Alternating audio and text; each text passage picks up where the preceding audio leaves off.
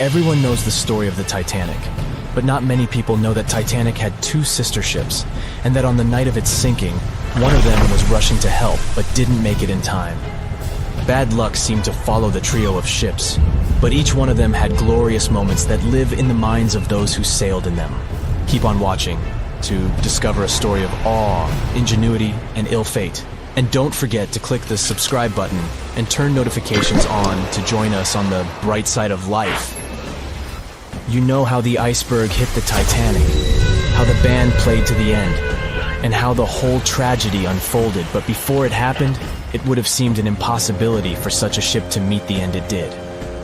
None of that could have been foreseen by White Star Line, the company who built the Titanic, who had high hopes for what the Unsinkable ship and its sister ships, the Britannic and the Olympic, would accomplish.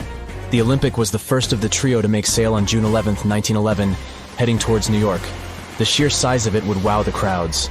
The Olympic's maiden voyage went without incident, and a crowd of 8,000 people in New York got to explore its luxurious accommodations while it was docked there. There were high expectations for the massive ship, but just around 2 months later, the Olympic crashed with the HMS Hawk. The Hawk got the brunt of the damage, as the bow was left flat as a pancake. After the crash, the Olympic made its way slowly back to Belfast, where the Titanic was being constructed. On the dock, people could see the two enormous ships side by side, as parts of the Titanic were used to put the Olympic back in shape. A rare sight to behold. And on April 14, 1912, the Titanic hit an iceberg, and minutes later, the crew radioed nearby ships for help. That night, the Olympic was returning from New York when it received the distress signal.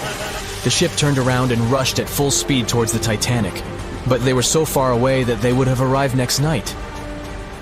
At some point during the early hours of April 15, 1912, the crew of the Olympic decided they wouldn't make it in time and stopped course. The survivors of the Titanic were eventually rescued by the Carpathia. Olympic was set up with lifeboats for all crew and passengers after the Titanic sank. It went from having 20 lifeboats to 64. Changes were also made to the watertight bulkheads, and an extra hull to construct a type of double hull was installed. It was determined that a double hull would have kept the Titanic from sinking. For several years, Olympic was used in the war effort against Germany. Throughout the years, Olympic carried over 200,000 passengers, which included thousands of Americans fleeing from Europe and troops battling during World War I. One of the most significant moments for this ship was when it struck a German submarine and sank it. It was discovered that the submarine was preparing to fire a torpedo on the Olympic before Olympic rammed it. The Olympic ended up sailing the seas for 3 decades, which earned her the nickname of the Old Reliable, despite some previous accidents. It went on to help the survivors on the HMS Audacious when it was sinking, and do what it couldn't for its sister, Titanic. Eventually, bad luck caught up with the Olympic. The ship crashed with the Nantucket Lightship, and the crash signaled the beginning of the end. Beaten up, and after years of service, the Olympic was demolished and scrapped for parts. The Old Reliable saw many years of service and thousands of passengers, but the Britannic's journey was shorter-lived. When the Titanic sank, White Star Line was faced with a problem, since they already had another enormous ship in the works. White Star Line began construction on the HMHS Britannic on November 30, 1911, around 4 months before the Titanic sank. Although the Britannic was the youngest of the trio of ships, having been constructed last, it was also the biggest. They intended to name it Gigantic, but after the Titanic's disaster, they changed the name to Britannic, since they considered it to be a lucky name. With the Titanic sinking, the White Star Line underwent rigorous investigation, and many changes were made to the Britannic's design. The Britannic looked very similar to the Titanic, and it had what was at the time the largest marine turbine in the world, able to reach faster speeds than the Olympic. With Titanic's fate fresh in their minds, everything possible was done to ensure the safety of this newer ship. The Britannic was eventually launched on February 26, 1914, almost 2 years after Titanic met its end. After the Titanic's disaster, the White Star Line wanted the Britannic to redeem their name. The Britannic was on its way to becoming a successful ship. It transported passengers for over a year and a half when the British government requisitioned it and turned it into a hospital ship during the beginning of World War I. The ship became an even more impressive sight to look at. It was painted all white, with enormous red crosses on its side to indicate it was a hospital ship. One of the ship's surgeons, Dr. J.T.H. Beaumont, thought of it as the most wonderful hospital ship that ever sailed the seas. It could treat as many as 3,309 patients at once. This is how the Britannic became His Majesty's hospital ship, or HMHS Britannic. Though the sight of this magnificent ship must have put a smile on a wounded soldier's face or two, the Britannic didn't operate for long. Just a year after it was turned into a hospital ship, the Britannic was making its way through the Aegean Sea to pick up wounded soldiers, when it was struck by a loud explosion. The passengers didn't know what had happened, but headed to the deck to disembark. It is unclear what hit the Britannic, but the general consensus is that it was struck by a mine left by a German U-boat, though some still believe a torpedo hit it. The captain tried to move the ship to a beach close by, but the ship was sinking fast. In the desperation, against the captain's orders, several crew members launched lifeboats and disembarked. But since the ship was moving and the propellers working, the lifeboats were sucked and destroyed by the propellers. Though so much effort had gone in to ensure the Britannic was safer than the Titanic, whatever explosion occurred left the Britannic in the same dire condition as the Titanic in just 10 minutes. In a cruel twist of fate, it also sank in the ocean. Unlike Titanic's enormous death toll, only 30 people perished in the sinking of the Britannic, and over 1,000 survived. So many people survived because the accident happened in the morning, when the temperature of the water was warmer and the Greek island Kea was close by to offer help. In the end, the Britannic only sailed the seas for over 2.5 years. The bad luck that followed the Titanic and the Britannic and the accidents and demise of the Olympic was remarkable. But what was most impressive is that there was a woman who sailed on all 3 ships and survived. Violet Jessup was a crew member and nurse aboard the ships. She was there when the Olympic collided with the HMS Hawk in 1911 and disembarked safely. 2 years later, she escaped the sinking of the Titanic in lifeboat number 16, and she showed some women it was safe to board the lifeboats. You'd imagine that would be enough to keep her from ever getting on a boat again, but not for her. A few years later, she served as a nurse in the Britannic while it was used as a hospital ship. When the explosion occurred, Violet jumped overboard, was pulled under by the water, and hit her head on the keel but survived. Can you imagine her experience? She must have had nerves of steel. All in all, the trio of ships saw journeys of triumph and tragedy. Ill fate might have followed them, but all the survivors were left with incredible stories to tell. So tell us, Brightsiders, would you have liked to have seen any of these ships in real life? Let us know in the comments section. Don't forget to give this video a like, share it with your friends, and click subscribe to stay on the bright side. Titanic sank on April 14, 1912, and all of the passengers' belongings and ship's paraphernalia went down into the deep, dark waters with it. These objects patiently waited to be discovered until 1985. Titanic sank fast, and there seemed to be almost nothing left from the ship. Yet divers in small submarines managed to retrieve plenty of artifacts from the wreckage. If you wonder what those surprising items look like, hey, join me. A number of museums have collections of Titanic items rescued by divers or donated by survivors and their relatives. And some of those items are even sold at auction. So if you're ready to spend a pretty penny on an exclusive artifact, hey, why not? The first artifact on my list is a pocket watch belonging to a Titanic passenger, John Chapman. John and his wife Elizabeth were on their honeymoon. When the ship hit the iceberg, Elizabeth was offered a seat on a lifeboat next to her friend Emily Richards. There was a problem, though. Mr. Chapman couldn't enter the lifeboat. Elizabeth turned to her friend Emily and said, "Farewell. If John can't go, I won't go either." Now, that's what I call true love. After a short time, the ship went under. If we step back and return to Chapman's pocket watch, we'll notice one more heartbreaking detail. Experts believe the watch stopped around the time the ship finally submerged. Do you remember the iconic scene in the Titanic movie where the ship's band continued to play while the ship was sinking? The violin, played by the real musician, was sold in an auction for $1.7 million in 2013.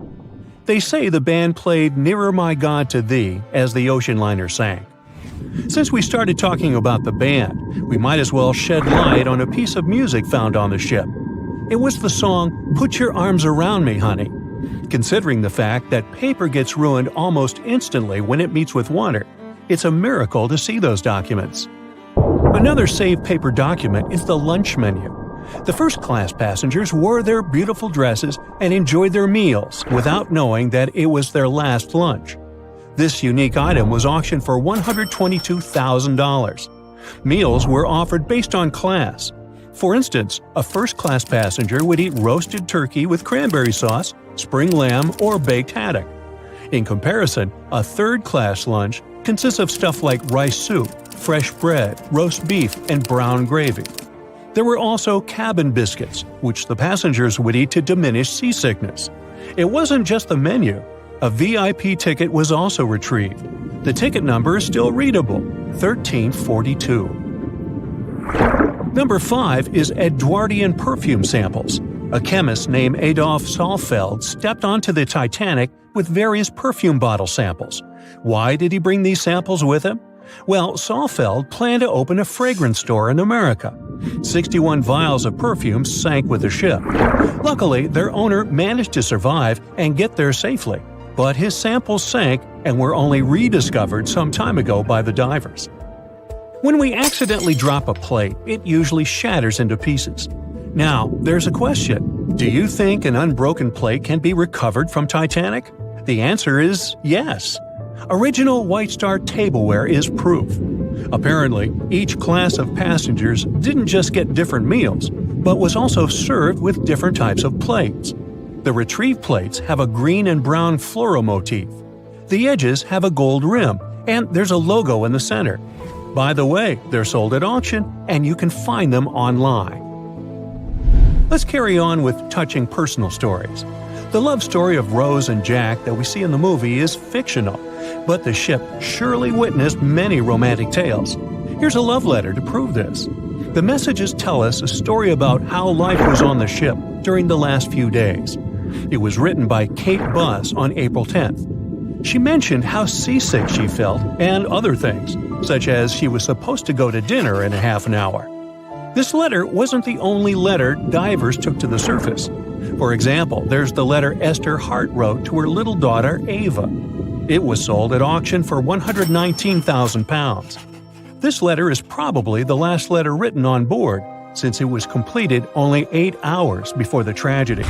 The letter is not that damaged because it was in the pocket of Esther's husband's coat. Another letter we can mention is Dr. John Simpson's letter. Those words were the last words that he wrote to his mother. Let me introduce you to Edith Rosenbaum. She was on the ship with her lucky toy pig. Edith had been severely injured in an accident before she sailed on the big ship. The toy was a present from her mother as moral support for her recuperation process. It was actually a music box in the shape of a pig. Edith used it to calm frightened young people in the same lifeboat.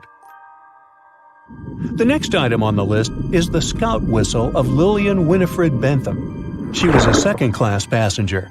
On that terrible night, Lillian was in her stateroom.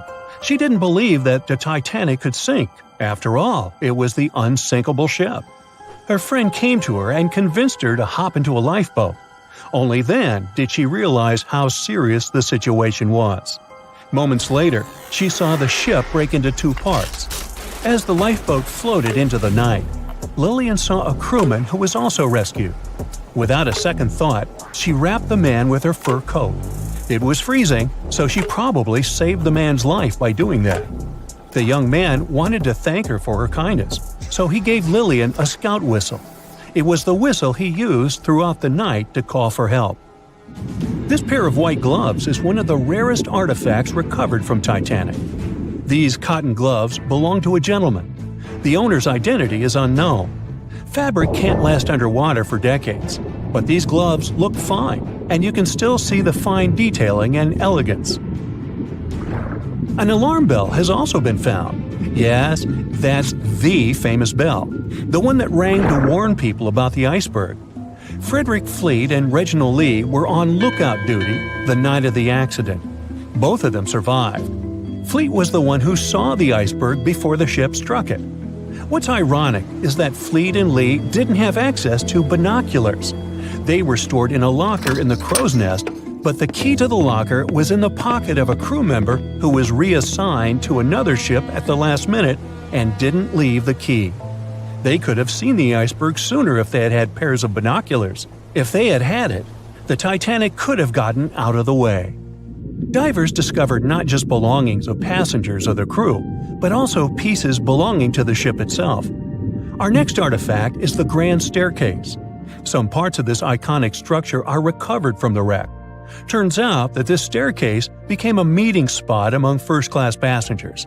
If they wanted to visit the Turkish baths for a spa day or eat dinner, they met at the staircase and went together. This staircase was a sign of how luxurious some parts of Titanic were. Another miraculously saved object that belongs to the ship is its plan. It was one of the most expensive artifacts sold at auction. The plan is around 30 feet wide. What else?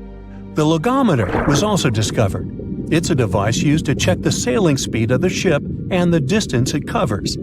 The experts say that from the start at noon on April 14th, the device logged 268 nautical miles.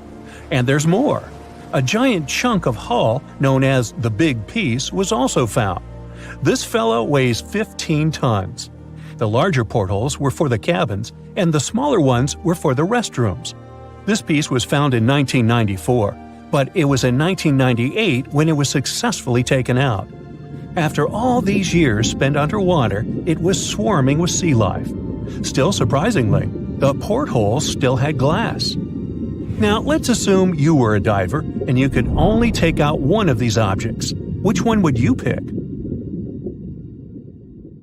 They were on their way to the New World when a rendezvous with an iceberg crushed all of their dreams and hopes. There was panic and tears and heartbreaking goodbyes, like that of Jack and Rose. Or was there? Let's see how well you know the real story of Titanic. The love story of Jack Dawson and Rose DeWitt Bukater was inspired by true events.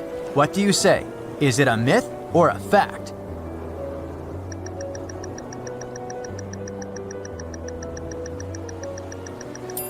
The most emotional Titanic love story was actually all made up by the screenwriter and director of the famous movie, James Cameron. Some passengers featured in the movie were real though, and by a mere coincidence, there was a J. Dawson on board. His name was Joseph, not Jack, and he worked as a coal trimmer. The most expensive object lost with the Titanic was a painting by Pablo Picasso. What's your take on this one?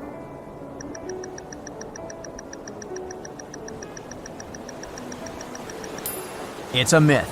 Another one given to us by the famous movie. The most valuable item that went down with the Titanic was probably a Mary Joseph Blondell painting, created in 1814. Some other valuable items were a violin that belonged to Wallace Hartley, the musician who insisted that they had to play till the very last moment.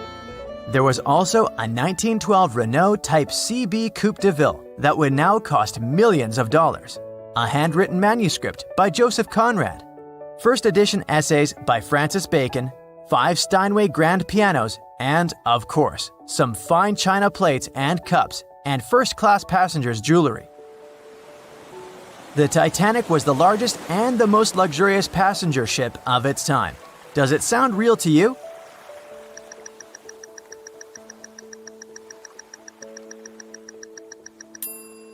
Yep, it's totally true.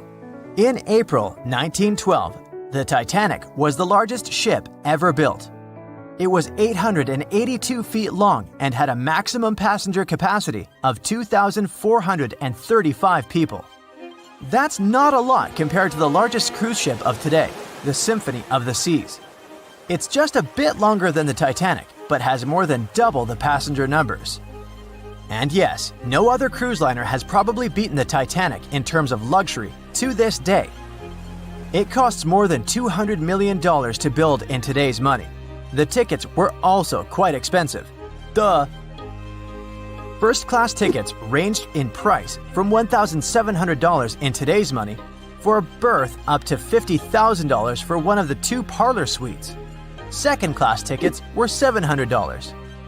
third-class passengers had to pay between $170 to $460. Most of the passengers of the unsinkable ship managed to survive. True or false?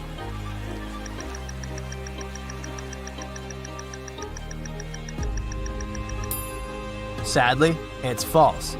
Only 37% of all the passengers actually survived the meeting with the Titanic.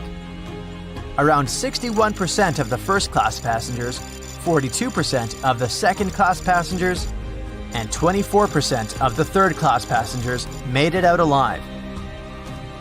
The Titanic was passing through the Bermuda Triangle when things went wrong, and that's probably why it sunk. What do you say, myth or reality?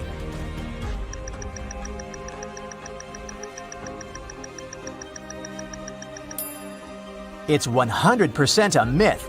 The Titanic never even came close to the Bermuda Triangle. The liner sank about 400 miles south of Newfoundland, which is a huge distance to the north of Bermuda, the infamous area where ships and planes disappear without a trace. We might have the moon to blame for the sinking of the Titanic. True or false?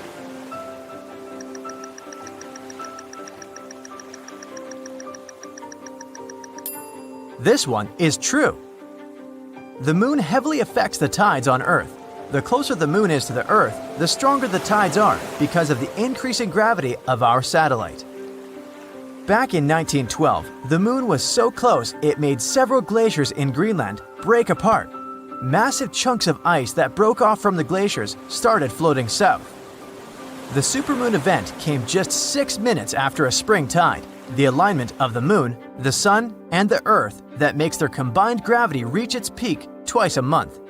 And the day before, our planet had come the closest to the sun that year, which made the gravity even stronger. This mixture of events created perfect conditions for one of the most powerful tides in history. Icebergs breaking off from Greenland's glaciers drift off to the coastal waters of Labrador and Newfoundland, where they often run aground. To move on, they need to either melt and become lighter or catch a high tide that would carry them further. The 1912's tide was as high as it gets. So they shifted many shipping routes south because of the huge amount of icebergs. But not the Titanic, of course, as they believed it was unsinkable. It took 4 hours and 40 minutes for the Titanic to sink. What do you say?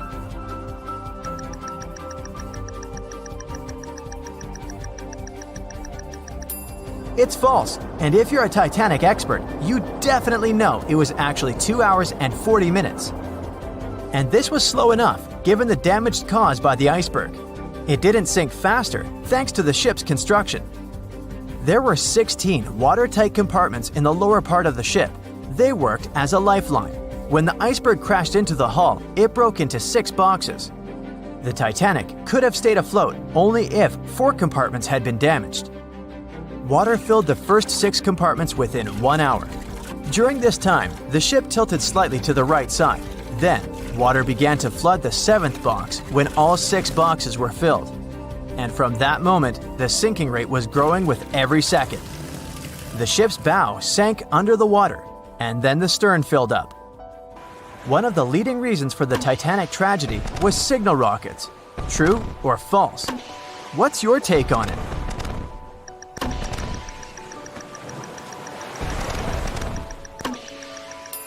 This one is true. When any ship sinks, the crew members must release red flares. It's a signal to all nearby ships that someone is in trouble. But for an unknown reason, someone put white lights in the Titanic's rocket box. When the ship crashed into an iceberg, the crew members released white flares. Another ship, SS Californian, was nearby at the time. Its captain knew the Titanic was going through a dangerous iceberg area. The crew of this ship didn't see the Titanic in the dark, but they noticed white rockets. Radio communication between the vessels didn't work. The SS Californian operator turned off the receiver. The Californian captain felt that something was wrong, so he sent a Morse lamp signal to the Titanic. But it was too late. The ship was already underwater, so no one could respond. Another ship, Samson, was sailing alongside the Titanic. It drifted with lights off since it was catching seals, and that's not legal. When the captain saw the Titanic's white rockets, he thought it was the Coast Guard. So Samson sailed away as fast as they could. They realized they had abandoned the drowning passengers once they made it to Iceland and learned the horrible news. In 1996, one expedition managed to raise the Titanic from the ocean floor. Do you believe it?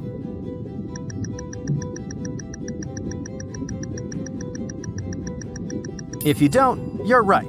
There were different ideas on how to raise the Titanic, from doing it with compressed air to putting it in wire mesh and covering it with liquid nitrogen, or using giant magnets. The only real attempt to raise the Titanic was made in 1996, and it failed dramatically. The expedition's goal was to lift a part of its hull, weighing about 21 tons. It would still have been the largest piece to see the sunlight again, if the operation had succeeded, that is. They lowered 4 large bags filled with diesel fuel to the bottom of the ocean and attached them to the hull plate. Then, the fuel bags were released and they started lifting the pieces on their own. The plate was about 200 feet below the surface when the weather got rough. The expedition members decided to tow the part to calmer waters around 80 miles away. Long before they reached the towing destination, half of the plate broke off and sank to the bottom again. 2 of the lifting bags seemed to have broken loose and the hull went down. The Titanic will most likely crumble to dust halfway up if someone tries lifting it again. So, how many correct answers do you have? Let me know in the comments below. A beam of electric light pierces the darkness over the calm waters of the Atlantic Ocean. The Titanic is quietly making its way through the waves, its passengers asleep, when suddenly a monstrous white shape is caught in the light beam. The fateful iceberg is about to rend the side of the legendary ship.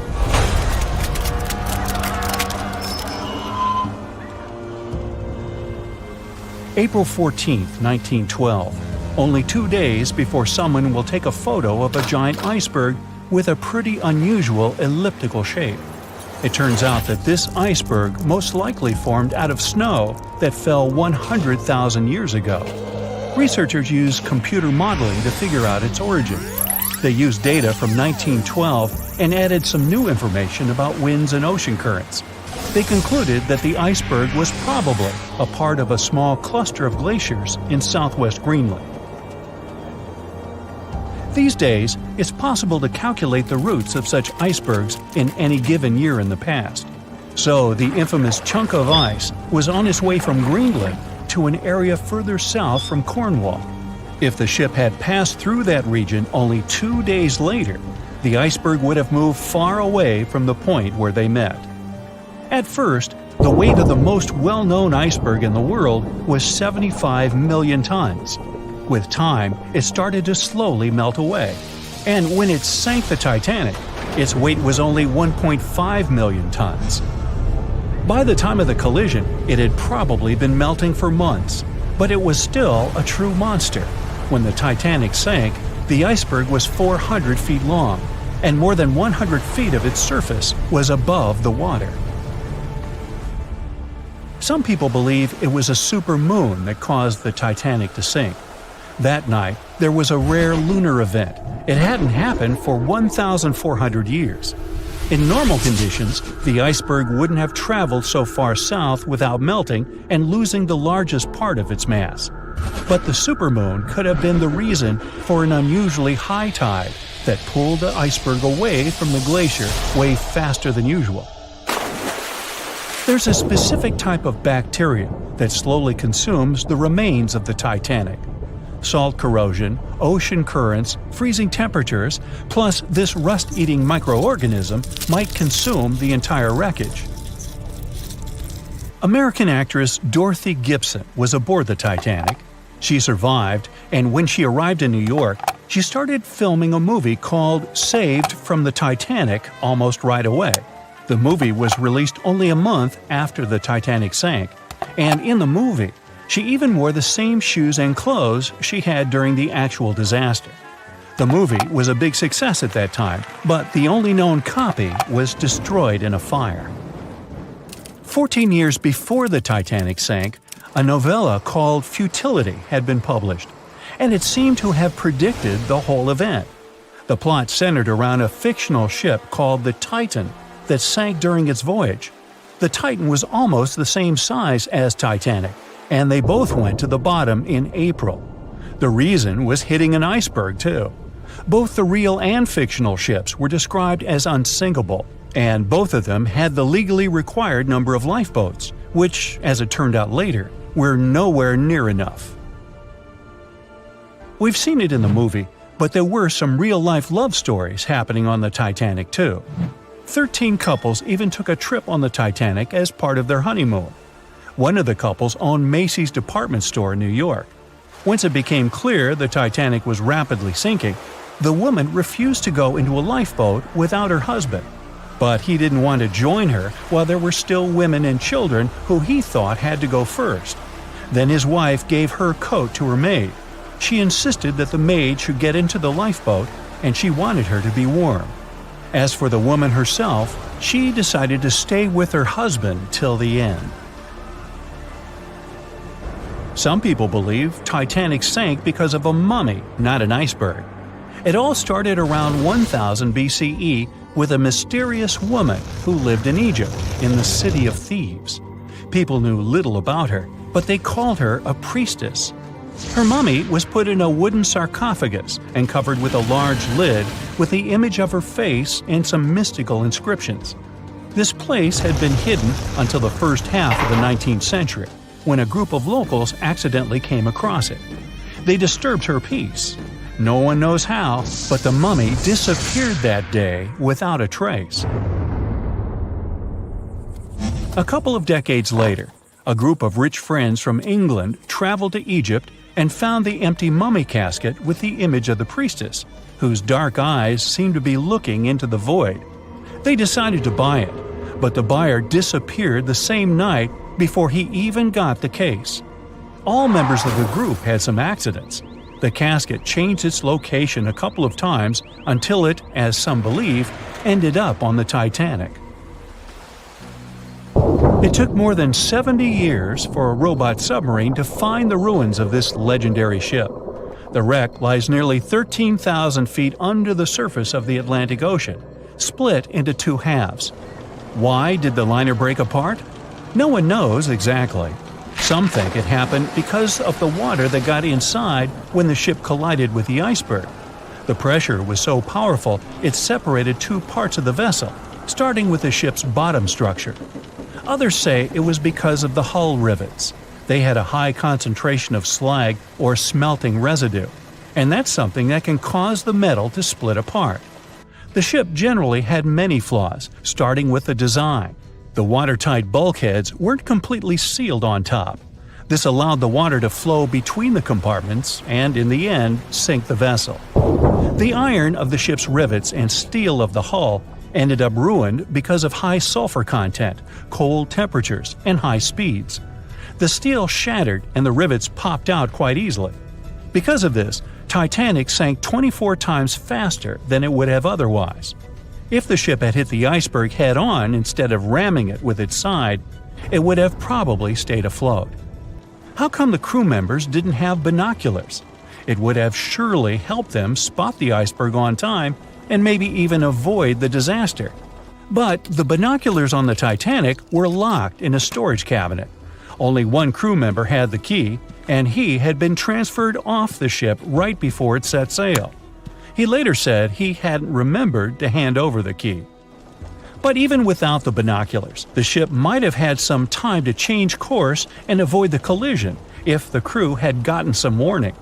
But that's the thing, someone did warn them. About an hour before the incident, a ship that was relatively close to Titanic, the SS Californian, sent a message to inform them it had stopped because of dense ice field. But the warning never got to the Titanic's captain. Some experts say it was because the radio operator didn't think it was that urgent. And later, the SS Californian said they didn't get a call for help from the Titanic because their radio operator was off duty. Some say the crew on the Titanic couldn't spot the iceberg on time because of an optical illusion. Atmospheric conditions that night probably caused super-refraction, which could have camouflaged the berg. After all, no one actually saw the iceberg until it was too close to the ship to somehow avoid the crash. Not even a whole minute passed between the moment they saw the iceberg and the collision. It was only 37 seconds, and it took Titanic 2 hours and 40 minutes to disappear below the ocean's waves.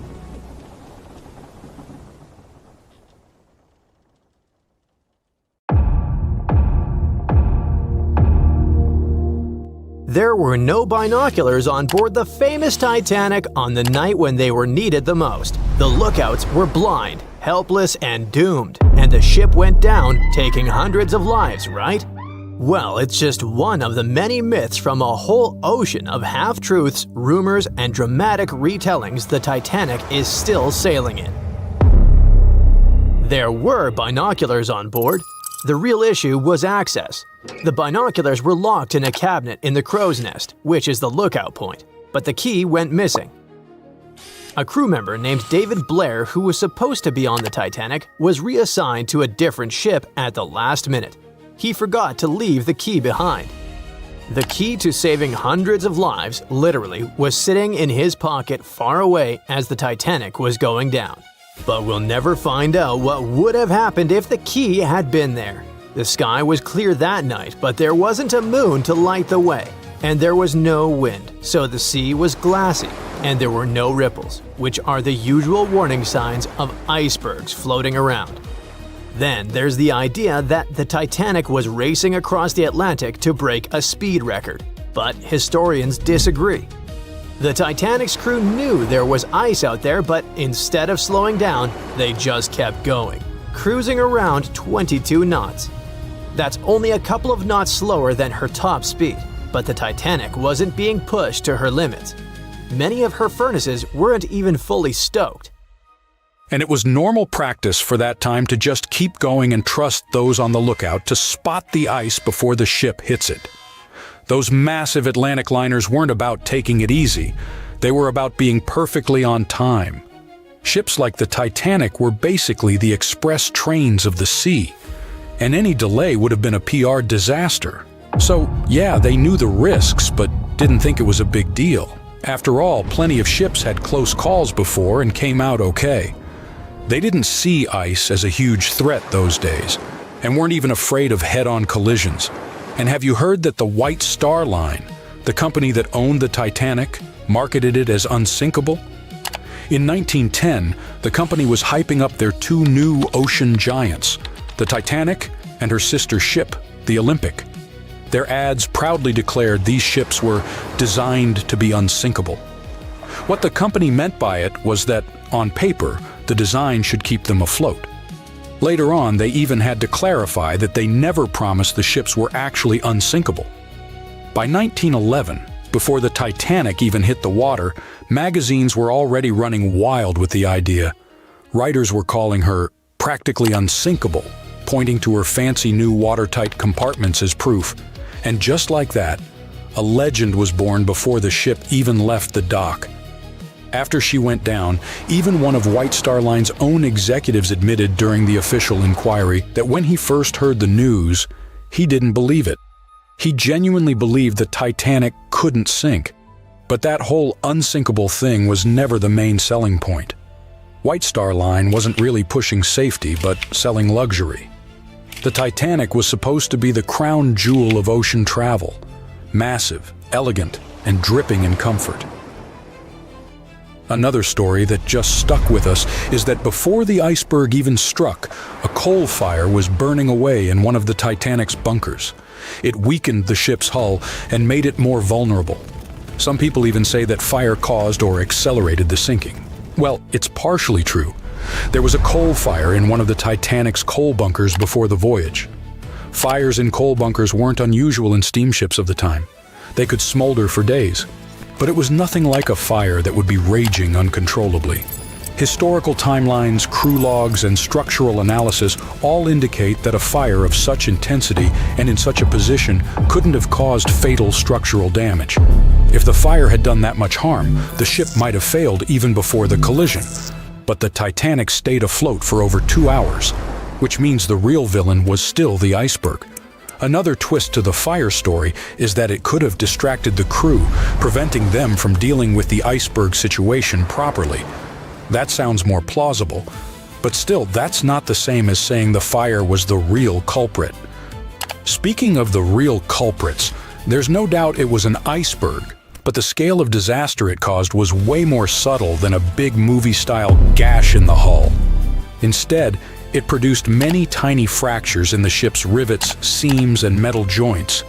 Each fracture was almost unnoticeable, but because the ship was cruising, the water was steadily running through those micro gaps under pressure. It slowly seeped into multiple compartments and filled 6 of the watertight sections. The Titanic lingered, hovered, took on water, and was failing compartment after compartment. She sank over a period of 2 hours, rather than going down in minutes. If the iceberg had catastrophically torn open the hull, the ship would have gone down almost immediately, and people would have had no time to react and escape. Sadly, not all of them had that chance anyway. You probably recall the heartbreaking scene from the Titanic movie, where third-class passengers attempt to escape to the decks, but they are locked below in their section. Well, it's only partially true. Yes, there were barriers separating passenger classes, but they were mostly in place to comply with U.S. immigration laws. Third-class passengers going to America in search of a new life had to pass health checks and immigration processing. That's why they were traveling on separate decks. There were some lifeboats for them, although not in the third-class sections of the ship, so they would have to navigate a maze of corridors and stairs to reach the top. And many of the third-class passengers didn't even want to try, as they didn't want to leave their luggage behind. In the end, only about a quarter of the third-class passengers survived, but no one forcefully kept them on the lower decks. Now let's switch gears and discuss the Titanic facts that people used to deny or overlook, but which have since been proven true. For example, most deck plans and diagrams you've seen in Titanic documentaries don't show a hidden deck down under the waterline called the inner bottom. Many outside engineers did not fully understand or discuss it. This hidden deck stretched nearly the full length of the ship and had 44 separate watertight tanks. Most of them were for water ballast, some for fresh water. There were also wing tanks, port and starboard, which helped with balance. The inner bottom was like the ship's built-in organizer. It divided the Titanic into separate sections, allowing different parts to remain balanced and easier to control. It was designed to stay afloat with up to 4 of the forward compartments flooded. Sadly, the rendezvous with the iceberg opened 6 compartments, and you know what happened next. And finally, my personal favorite Titanic myth is that the ship split cleanly in half, like some Hollywood action scene. Blame James Cameron for that one. We all cried when we saw it, but reality was way uglier. For many years after the tragedy, survivors couldn't all agree on what they saw. Some said the ship went down whole, others swore it broke apart. No one believed the second group until the scientists found the wreck in 1985. Then, they finally confirmed the truth that the Titanic had indeed broken in two, but not neatly. The metal twisted, tore, and shredded as the stern lifted into the air, and 2 opposite forces ripped it apart. And to make it even more tragic, the people were still clinging to the back half when it snapped and plunged into darkness. New exclusive photographs, by far the best yet, are in from the Titanic. For most of this century, that... When the first images of the Titanic shipwreck appeared in September 1985, the world stopped. People were glued to their TVs, watching the legendary ship reappear after more than 70 years. Where did the Titanic sink, you ask? It's located about 400 miles off the coast of Newfoundland, Canada. This so-called unsinkable ship rests in complete darkness, about 12,600 feet below the surface. Yep, that's how deep the Titanic is. But even after such a long fall down to the ocean floor, the front part, known as the bow, still looks surprisingly intact. I mean, the railings were still there, the anchor chains too, even the elegant curves of the hull you might recognize from old photos. But the news barely mentioned the stern back then, and there's a reason we still don't talk much about it. You see, these images were about more than just capturing mesmerizing and eerie footage. They were proof of what really happened when the Titanic sank. We were finally getting some answers about this 1912 disaster, when more than 1,600 people lost their lives. And before you Google how many people survived the Titanic, I'll tell you, 706. Among those survivors, several claimed they saw the ship break apart as it went down. Others insisted it sank in one piece, and in the end, investigators agreed with them. Back then, official reports concluded that Titanic had gone down intact. So, for 73 years, that was the official story, until we finally saw the Titanic at the bottom of the ocean. When the Titanic underwater photos were released, they confirmed it. Yes, the liner really did break apart as it sank. And if we've just seen those images of the bow, that means the stern must be around there too, right? Well, kind of. I mean, we did find it. It's located about 2,000 feet away from the bow, lying on the ocean floor. So yes, it exists. But why doesn't anyone ever talk about what happened to the stern of the Titanic? Well, there's a big reason for that. See, the bow, even after all the damage from hitting the seafloor, still looks recognizable. Many of its interiors are surprisingly well preserved, and it's lying as if the ship was continuing its voyage. But the stern is destroyed. Today it's more like a twisted tangle of steel that barely looks like a ship at all. Only the parts that are more resilient, like the propellers, reciprocating engines, and rudder, have managed to hold their shape. But the rest of the stern section is melting into the seafloor. Yet, to understand why it's in such a terrible state, we need to go back to that freezing night of April 15, 1912, the night of the Titanic wreck. Just hours before the tragedy, Titanic was still sailing smoothly across the cold North Atlantic. The stern was alive with people, families talking, music playing, life going on as usual. This is where the room for passengers with the cheapest tickets were located. That's why third-class travelers were also known as steerage passengers. But the stern wasn't only for passengers. It also contained many of the ship's storage areas, including cargo holds, baggage rooms, kitchens, crew quarters, and even the engineering spaces. And hold on to that info, it's going to be important in a second. So let's jump straight to when the liner struck the iceberg. As the bow began to sink, the stern slowly lifted out of the water, putting enormous strain on the middle of the ship. By around 2 in the morning, the lights on Titanic flickered and then went out. Moments later, the ship broke in two, and the bow disappeared beneath the waves. The stern briefly settled back on the water before rising again, this time almost vertical. It stayed upright for a few seconds and then began its final plunge. At about 2:20 in the morning, the stern vanished beneath the Atlantic. Titanic was gone. What was happening beneath the water were two completely different scenarios. First, the bow slowly filled with water and began to drift downward, almost sailing gently like a submarine. Because of that, it managed to keep its shape and stayed mostly intact. But Titanic's stern collapse was a whole different story. The stern was ripped wide open where the ship had split apart. Water rushed in through that open end at incredible speed. This sudden flooding made the stern plunge downward much faster than the bow. The rush of water created so much turbulence that pieces were ripped off and scattered all around the ocean floor. Now, remember what I said earlier about the spaces inside the stern? Those huge storage areas were wide open, and many of them contained air pockets. So when the stern section broke away, it still had compartments filled with trapped air. As it spun down into the depths, this increasing water pressure crushed those pockets one by one.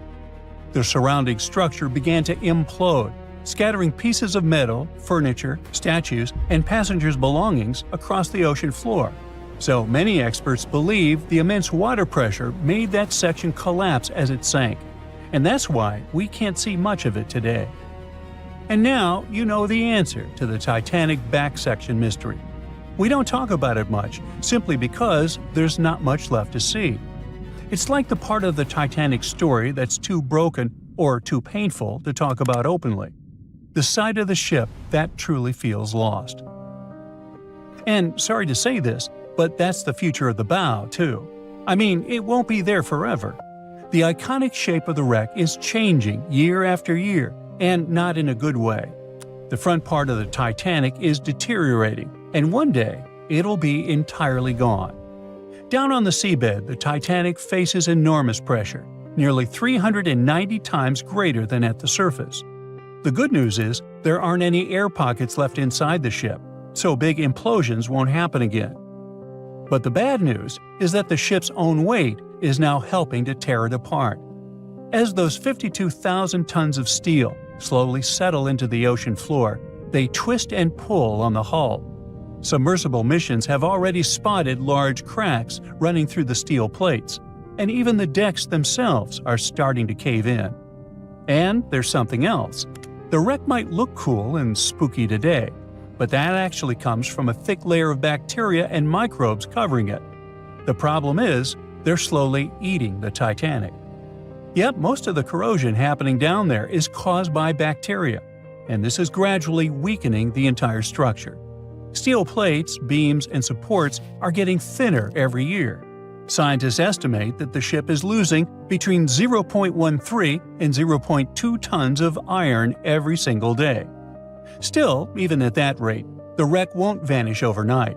Experts believe it could take up to 420 years for the liner to disappear completely.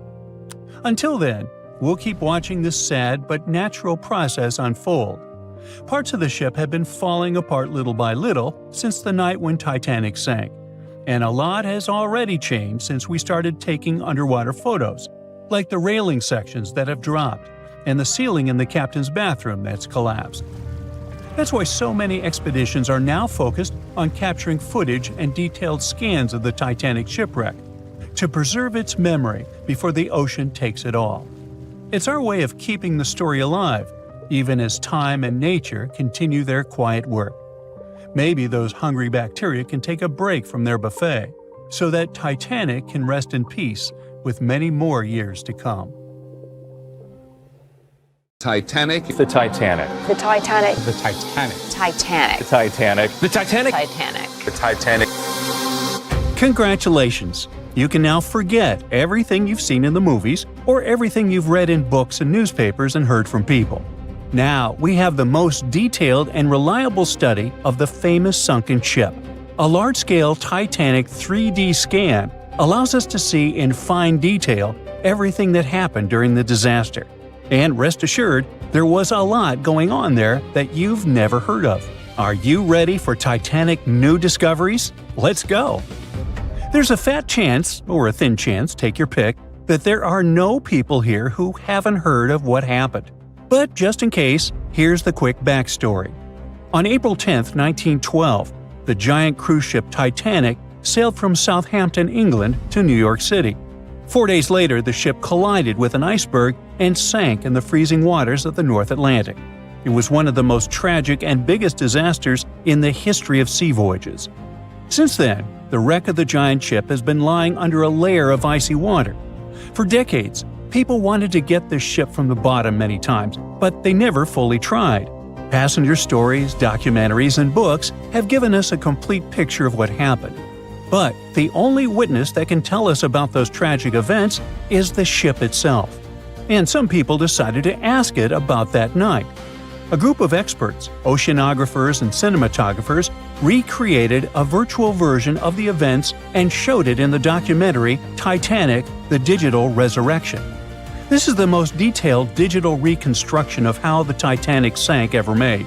To create it, specialists from the Magellan Company sent marine robots to the bottom where the ship lies at a depth of 12,500 feet. In such a place, all objects experience immense water pressure. To better understand how great it is, imagine the weight of a heavy barbell on your fingertip. Experienced divers with standard scuba gear can only swim at depths up to 130 feet and a little deeper. So it's a challenging, almost impossible mission to descend to such a depth and conduct research. It's dangerous for people. That's why the team of specialists sent robots there. Equipped with cameras for deep-sea surveys, They took more than 700,000 photos and videos in 4K resolution. They were collecting data for 3 weeks, exploring every part of the ship. Eventually, they had about 16 terabytes of data. Now, 1 terabyte is 1,000 gigabytes. Is that a lot? The largest game on PC, Microsoft Flight Simulator, weighs about ½ terabyte, and it has maps of the entire planet to create a realistic flight simulator. Still, this huge program weighs 32 times less than that Titanic scan. Imagine how detailed the model of the ship and the simulation of the disaster turned out to be. Moreover, the team combined all this information with the drawings of the ship. They calculated the speed of Titanic that night, its direction, its position, and the angle of impact with the iceberg. All of this was uploaded to supercomputers to create precise crash simulations.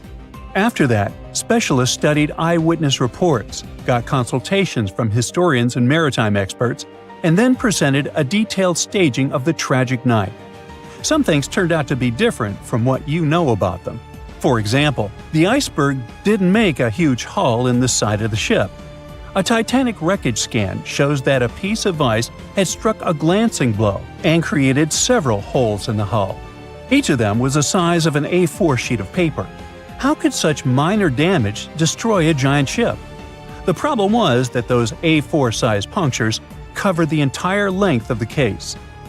The Titanic's creators claimed that it was the most unsinkable ship in the world. However, its unsinkability lay in the fact that it could stay afloat even if 4 of its watertight compartments got flooded. But the collision with the iceberg led to the flooding of 6 of them. The iceberg had a mere 6.3 seconds of contact with the ship and still managed to sink it. The Titanic wreckage scan also showed a portal with a broken window. The iceberg probably crashed in there. This finding confirms the words of eyewitnesses that pieces of ice got into the cabins. Just imagine how frightening that was. You're sleeping peacefully in your bed, then you hear a loud crash, and a piece of iceberg falls into your cabin. And after that, absolute chaos begins. The researchers found out exactly how the ship had split in half. In the famous movie, we all saw how the back of the ship had risen above the water and then broken off. The ship indeed broke, but not as gently as we saw on the screen. Yeah, the scale of the disaster was terrible, but the reality was even worse. The ship wasn't just broken, it was torn in two. Wooden and metal parts of the ship, pipes, chunks of the hull, walls, everything was torn and bent. The first-class cabins were torn in two. Imagine the screeching of metal that sounded on that cold night. Researchers compared other Titanic facts versus the movie. One of them was a story about First Officer William Murdoch. In the movie, his character attacked passengers who were trying to board the boat. But in reality, everything happened differently. Titanic survivor Charles Lightoller said William Murdoch had drowned when he was trying to lower a lifeboat into the water. He didn't attack anybody, but still faced a tragic fate. There are no exact details, but high-resolution scans have confirmed this version.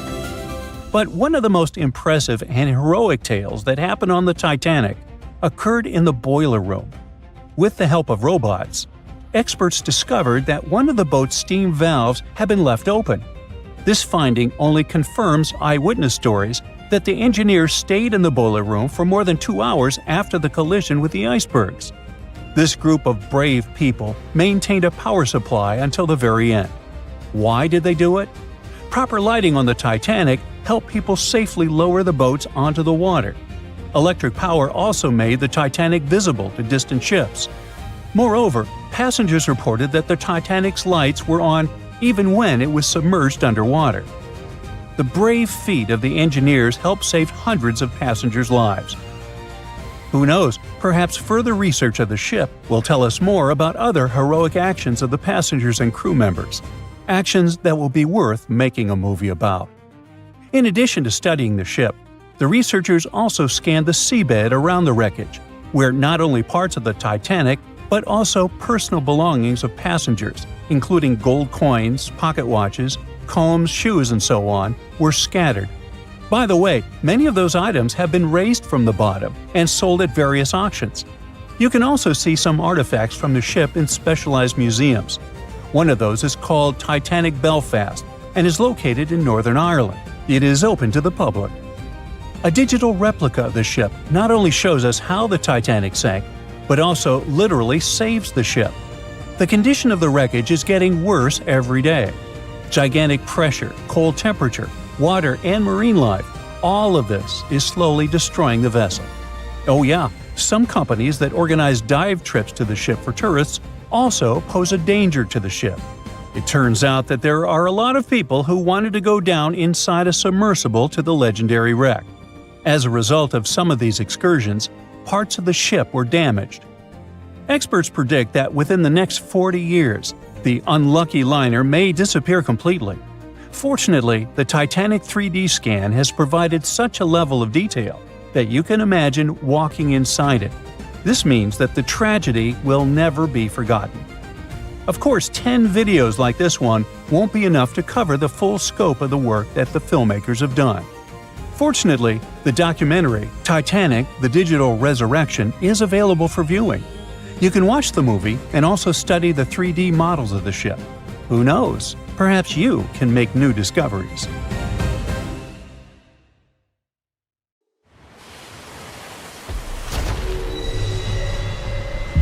Over 1,500 people lost their lives in this part of the ocean, so maybe it's a prudent idea to stay away from it.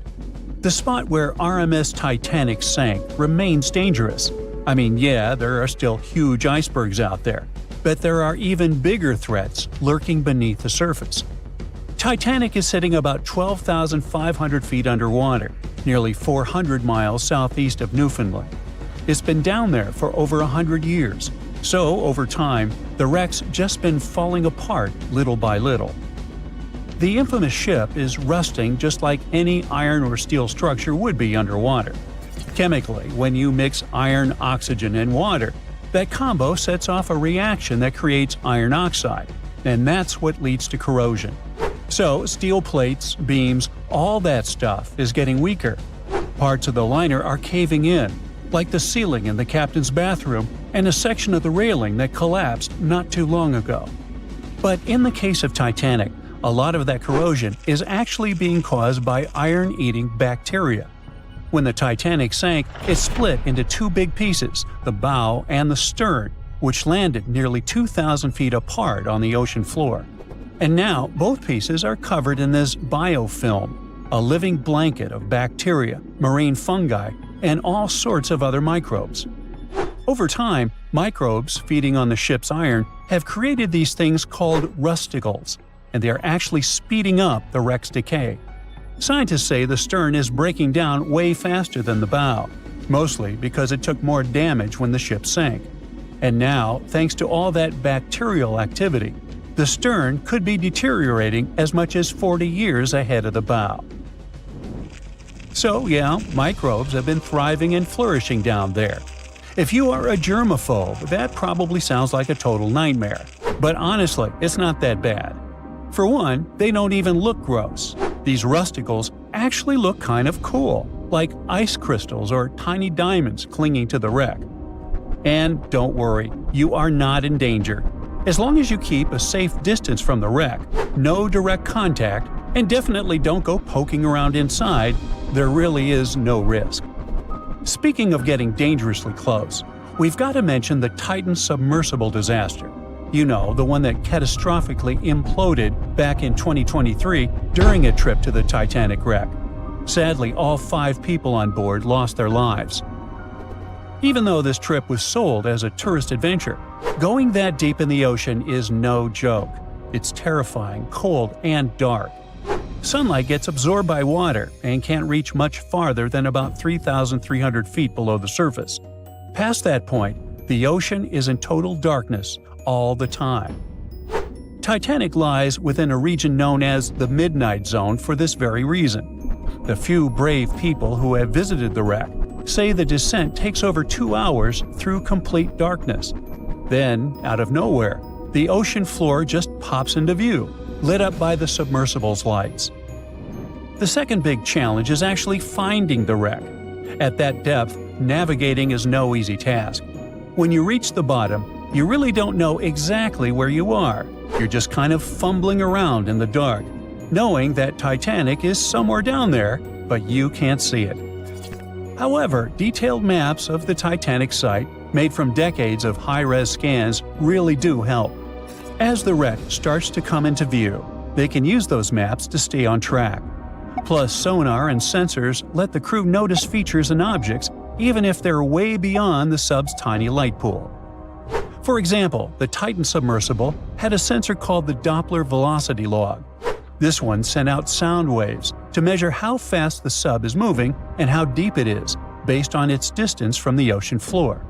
Still, passengers on previous trips to Titanic in this submersible have said how tough it is to find their way once they reach the ocean floor.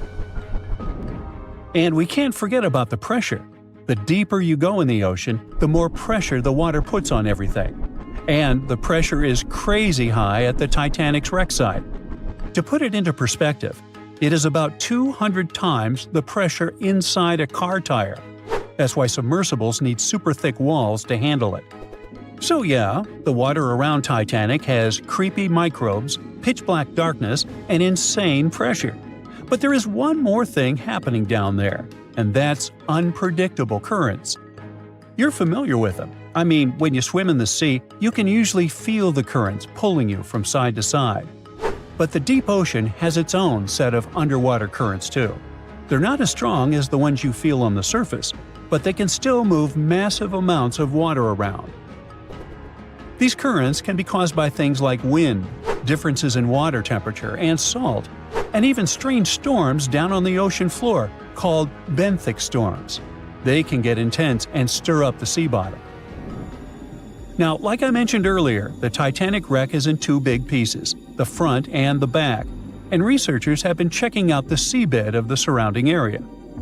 One part of the wreck is near this cold underwater current called the Western Boundary Undercurrent.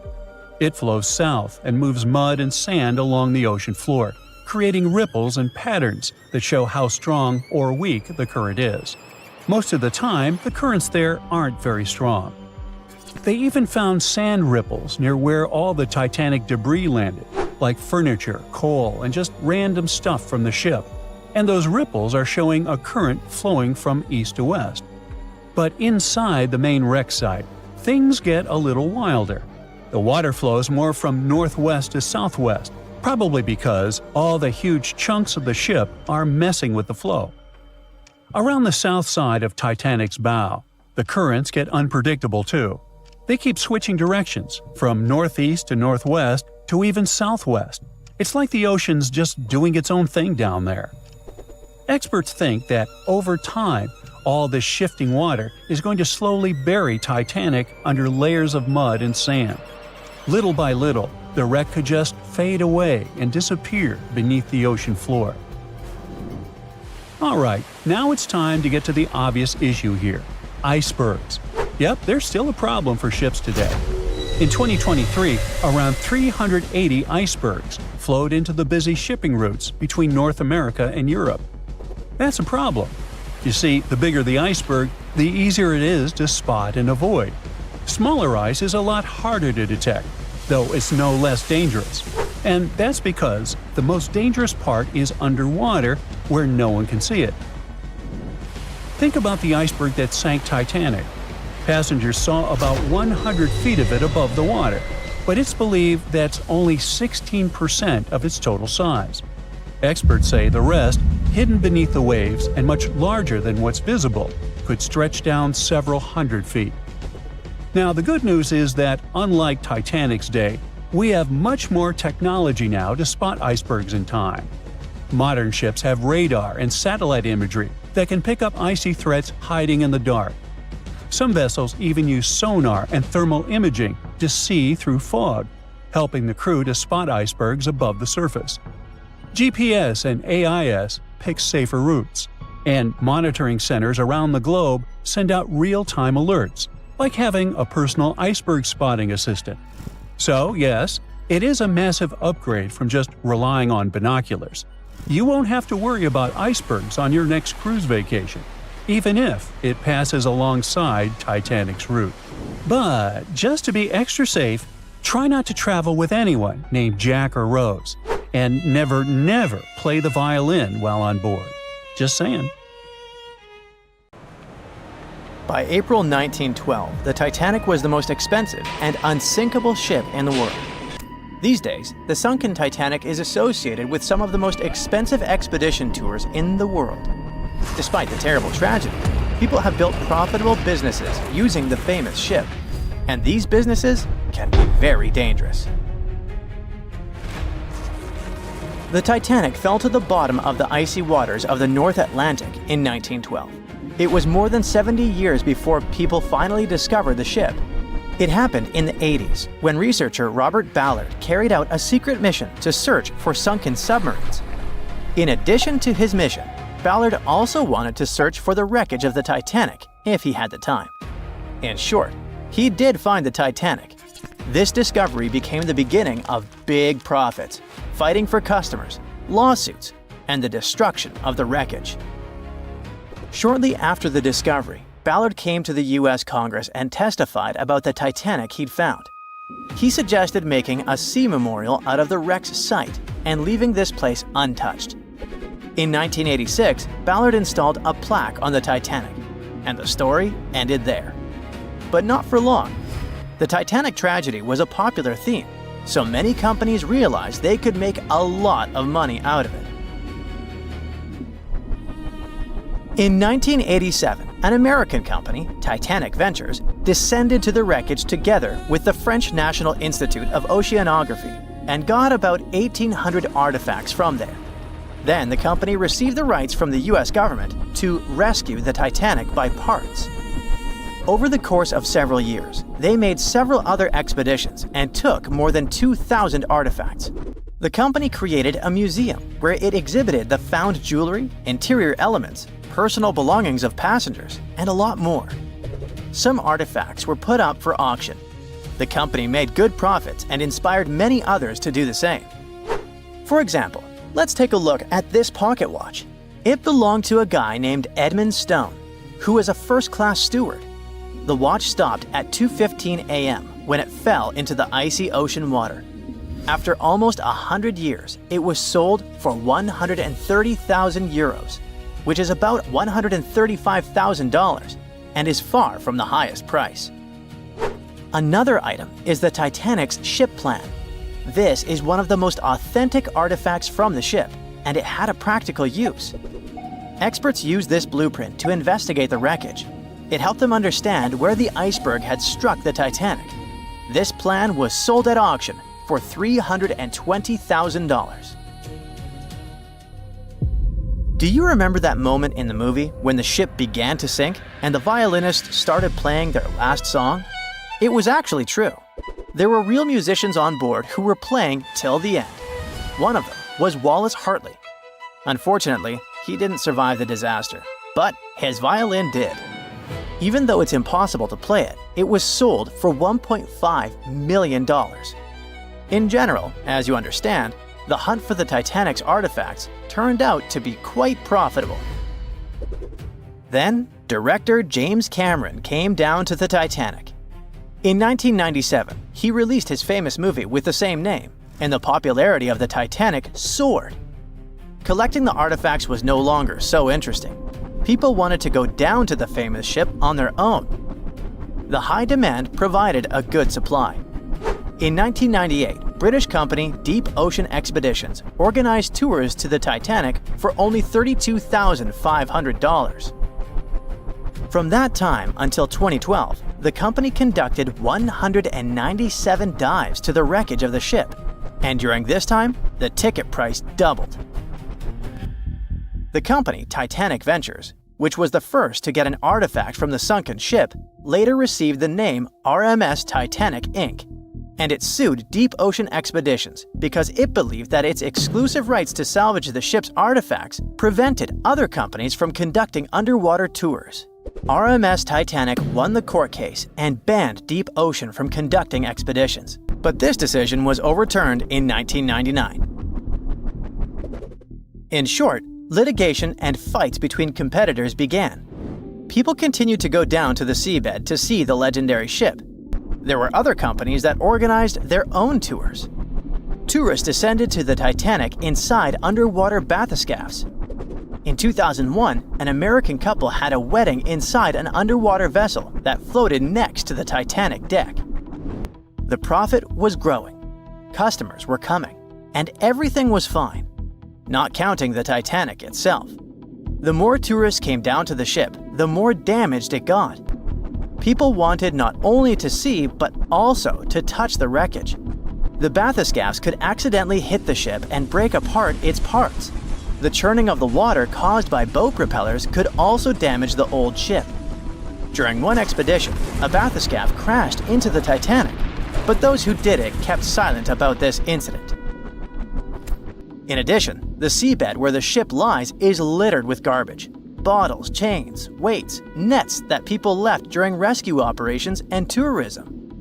More than 100 years after the tragedy, the Titanic has finally received UNESCO protection. This means that many countries have received the right to prohibit going down to the Titanic, taking artifacts from there and selling them. The saddest thing is that this hype around the Titanic led to another tragedy. In 2023, Ocean Gate Expeditions conducted a tour on a submarine with 5 people. This was the famous Titan bathyscaph you've probably heard about. So, the Titan began its dive to the Titanic, and after 1 hour and 45 minutes, communication with the bathyscaph was lost.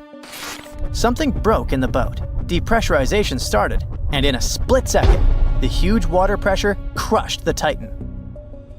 Despite the danger of such a dive, there are many people who want to go on an expedition to the Titanic to see the ship with their own eyes. They're not even deterred by the price of such a tour, which has increased by several times. But for those who don't have several $100,000, oceanographers and divers have created a digital copy of the sunken Titanic. Using a computer, you can visit the ship, walk through its halls, cabins, and deck. The copy has preserved some parts of the ship which don't exist anymore. For example, the famous railings on the ship's bow where Leonardo DiCaprio hugged Kate Winslet have recently collapsed. And you can also visit museums dedicated to the Titanic. There, you'll see various photos, elements of the ship, personal belongings of passengers, and many other artifacts. Anyway, if you have a lot of money and you still want to go down to the Titanic, think twice. And in general, ordinary scuba diving is a rather dangerous thing. These are the problems it can cause. When you dive underwater without preparation and come up too fast, you're likely to encounter decompression sickness, which is also called the bends. Due to the rapid decrease in the pressure that surrounds you, nitrogen bubbles move through the body and might cause paralysis, severe discomfort, spinal cord damage, and many other troubles. Wait a minute, what are nitrogen bubbles doing in your body anyway? Your cylinders contain compressed gas that consists of nitrogen and oxygen. And when you inhale this substance and the pressure around you sharply decreases, nitrogen accumulates in bubbles. According to Henry's law, the solubility of gases in a liquid is directly proportional to the external pressure. The liquid is flowing in your veins and arteries, and the external pressure is tons of seawater around you. Any change in your body pressure can also cause loss of consciousness, and underwater depths are not the best place to faint. Check out on YouTube what happens to people who don't adhere to safety regulations and experience the bends. You'll see that this is a rather unpleasant feeling. What if you get a bad instructor, or you panic and start rising too fast? Or the depth might turn out greater than you expected. Of course, when you're inside a bathyscaph, looking at the Titanic through the window, you feel much more comfortable. But if you're going to scuba dive to big depths, good preparation is vital for you.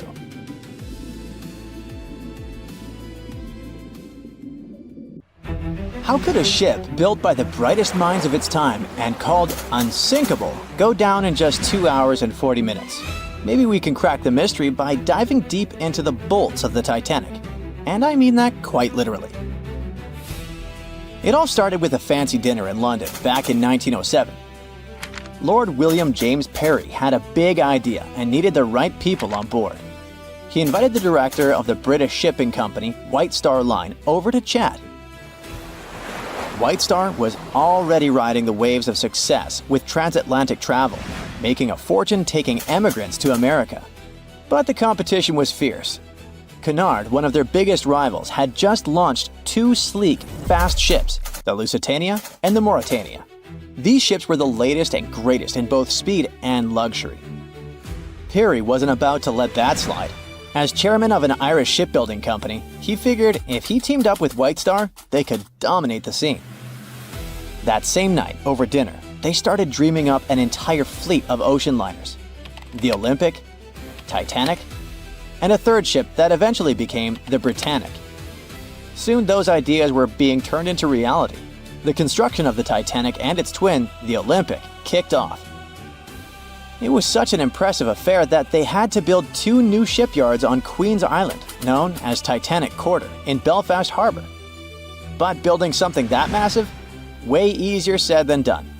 Harland and Wolff, the British company behind the construction, had their hands full. This was the biggest ship anyone had ever tried to build, and it took 15,000 men working round the clock to make the dream happen. The Titanic and its twin were planned to be 882 feet long.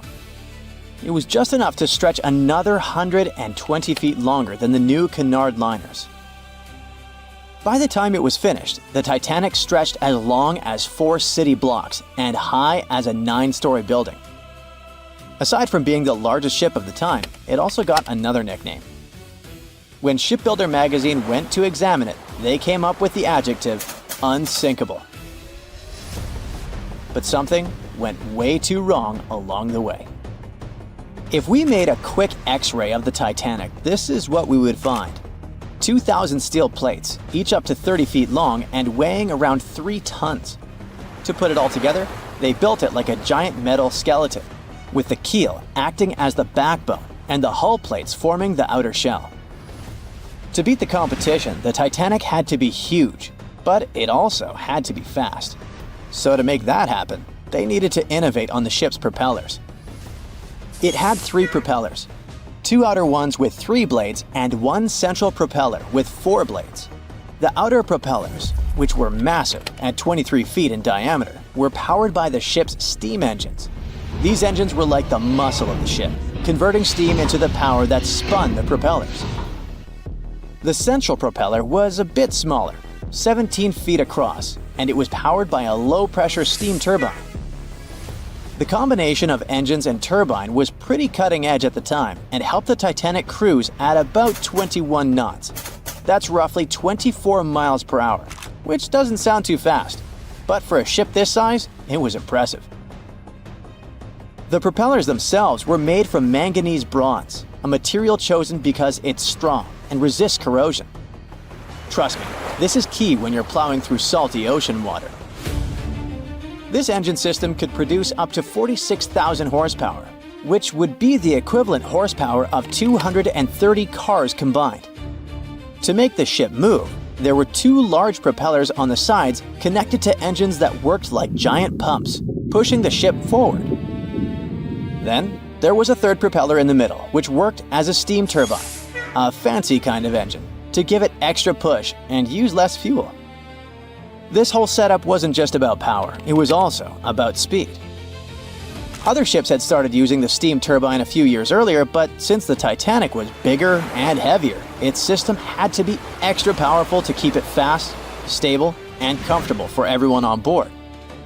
So after 2 years of really hard work, the Titanic was ready for its first trial run. On May 31st, 1911, a crowd of 100,000 people stopped to watch the Titanic slide into the River Lagan. Lord Peary was joined by American millionaire J.P. Morgan, who had acquired financial control of the White Star Shipping Company. The Titanic floated for the first time, but it took another year to fit it out, which is basically shipbuilding speak for turning that giant steel skeleton into a luxurious floating palace. It had it all. A heated swimming pool, Turkish baths, palm trees in the cafes, a squash court, a first-class dining salon that could fit 554 people. According to some reports, The most luxurious suite aboard the Titanic was booked by an American named Charlotte Drake Cardezza. She paid $2,500 in 1912. Even in today's money, that's a pretty penny for a trip. But if we make a conversion, it's gonna be around $75,000 in the 2020s. All for a one-way ticket across the Atlantic. Workers rushed to finish painting and polishing the Titanic by March 31st, 1912. The 62-year-old White Star captain, Edward John Smith, went on board to oversee the final tests of the world's biggest ocean liner. The captain even said this would be his last Atlantic crossing. Once he got to America, he would retire. On April 10th, the ship was ready for its maiden voyage. It sailed to Southampton to take on coal and its first passengers. Passenger Sylvia Caldwell asked a deckhand if that gigantic ship was really unsinkable, to which he answered the iconic line that not even God himself could sink that ship. 4 days into the voyage, the RMS Titanic met its fate. Even though the ship got warnings about icebergs, it was gliding super fast in the dark. When the lookouts finally saw the iceberg, it was too close for the ship to stop or turn. Imagine trying to suddenly slam the brakes on a huge car. Now imagine that car was 20,000 times heavier than a normal vehicle and moving absurdly fast. When the Titanic tried to steer away, it ended up scraping the iceberg along its side. Even though the crew tried slowing down and turning, the ship sideswiped the iceberg, ripping open 100 meters of the hull, damaging 6 out of 16 watertight compartments. This caused the ship's front to dip underwater while the back lifted up, just like when one side of a lever gets too heavy. At a steep angle, the ship began to break in half from the middle, which is how it eventually sank. But why did the hull and rivets break so easily? A 1991 expedition discovered pieces of the Titanic's hull and found that the steel used was extremely brittle, especially in freezing temperatures like those on the night of the sinking. The steel didn't bend or give under pressure. It shattered like glass, making the impact much worse. Chemical testing also revealed that the steel had high levels of sulfur, which weakened it. This kind of brittle steel, combined with the high speed and freezing temperatures, was a recipe for disaster. Okay, there were material flaws, but the ship's design also had some serious issues. Those watertight compartments weren't fully sealed at the top. So as water flooded in, it spilled over from one compartment to another, speeding up the sinking process. If the ship had been built with better steel, a double hull, or improved watertight compartments, the disaster might have been avoided. Maybe even long enough for the RMS Carpathia to come and rescue everyone on board. The Titanic wasn't unsinkable, but for that time, it was a triumph of engineering and luxury. The thing is, even the best designs can't always beat nature. In the Titanic movie, you won't see any fumes above the fourth funnel of the legendary ocean liner, and it's not a mistake. Back in 1911, the year before the Dream ship's departure, large ships would mostly sail with 4 chimneys. They needed those to draw heat and fumes from their massive boilers. The Titanic was a real engineering gem that only needed 3 chimneys to function. So the fourth was added for balance and more impressive looks. The White Star Line thought the public would have been disappointed to see only 3 pipes on the greatest ship of all time. The Titanic sister ships, the Olympic and the Britannic, also had 1 fake funnel each for the same reason. The dummy chimney wasn't completely useless and served for ventilation. It took out the fumes from the machine spaces in the lower decks and from one of the first-class general rooms. 1 big ventilation funnel, instead of several small ones, helped to declutter the upper decks and left more open space for passengers to enjoy their strolls. When Titanic went down, the funnels, each weighing 60 tons, went down with the rest of the ship. They were made extra tall to make sure the passengers weren't covered in the soot being ejected. Their height and weight let them stay in the upright position. The forward funnel, followed by the others, fell only when the ship went for the final dive. Those chimneys were much lighter than the bow, so they spread among other debris. The light material they were made of flattened once it hit the bottom, and the iron-eating bacteria living deep down took care of it later. The bow of Titanic remained intact when it hit the seabed, but the stern was completely mangled. When the famous ocean liner hit that iceberg, things got really messy. It took the future movie star a whole 2 hours and 40 minutes to submerge completely. The collision let water flood 6 out of 16 watertight compartments. As the water gushed into the starboard side, the ship started to tilt down in the front and a bit to the right. By midnight, the damaged compartments were spilling water into others, and it was chaos because these compartments were only watertight horizontally. Soon enough, water started flooding through the anchor chain holes, and by 2 a.m., the bow was sinking, and the stern's propellers were lifted out of the water. The ship kept flooding until the moment the bow went underwater, and the stern shot up almost 45 degrees. The weight of those massive propellers stressed the ship's midsection. The steel just couldn't handle it and failed. Survivors described that moment as some loud noise, like breaking china or falling gear. That was the Titanic's upper structure giving in. By 12 past 2 a.m., the bow and stern were only connected by the inner bottom structure. Minutes later, the bow, weighing almost 16,000 tons, broke loose from the stern. The stern rose sharply to an almost vertical position and started sinking slowly.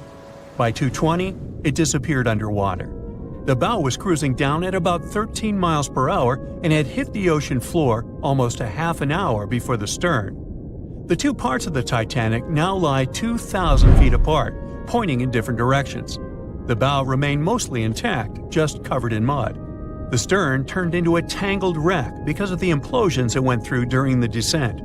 The air trapped within the structure just couldn't handle the increasing pressure of the water deep down. Signal rockets played a big part in the Titanic's tragedy. When a ship goes down, you're supposed to shoot up red flares to signal trouble. But someone decided to stock Titanic with white lights instead of the usual red ones. So when the ship smacked into that iceberg, the crew fired off white flares. The SS Californian was passing nearby, and his captain knew the Titanic was in a dangerous iceberg zone. The crew didn't spot the sinking Titanic, but they sure saw those white rockets. The radio between the ships was useless because the Californian's operator switched it off. The captain had a gut feeling something was off, so he flashed a Morse code light signal at Titanic.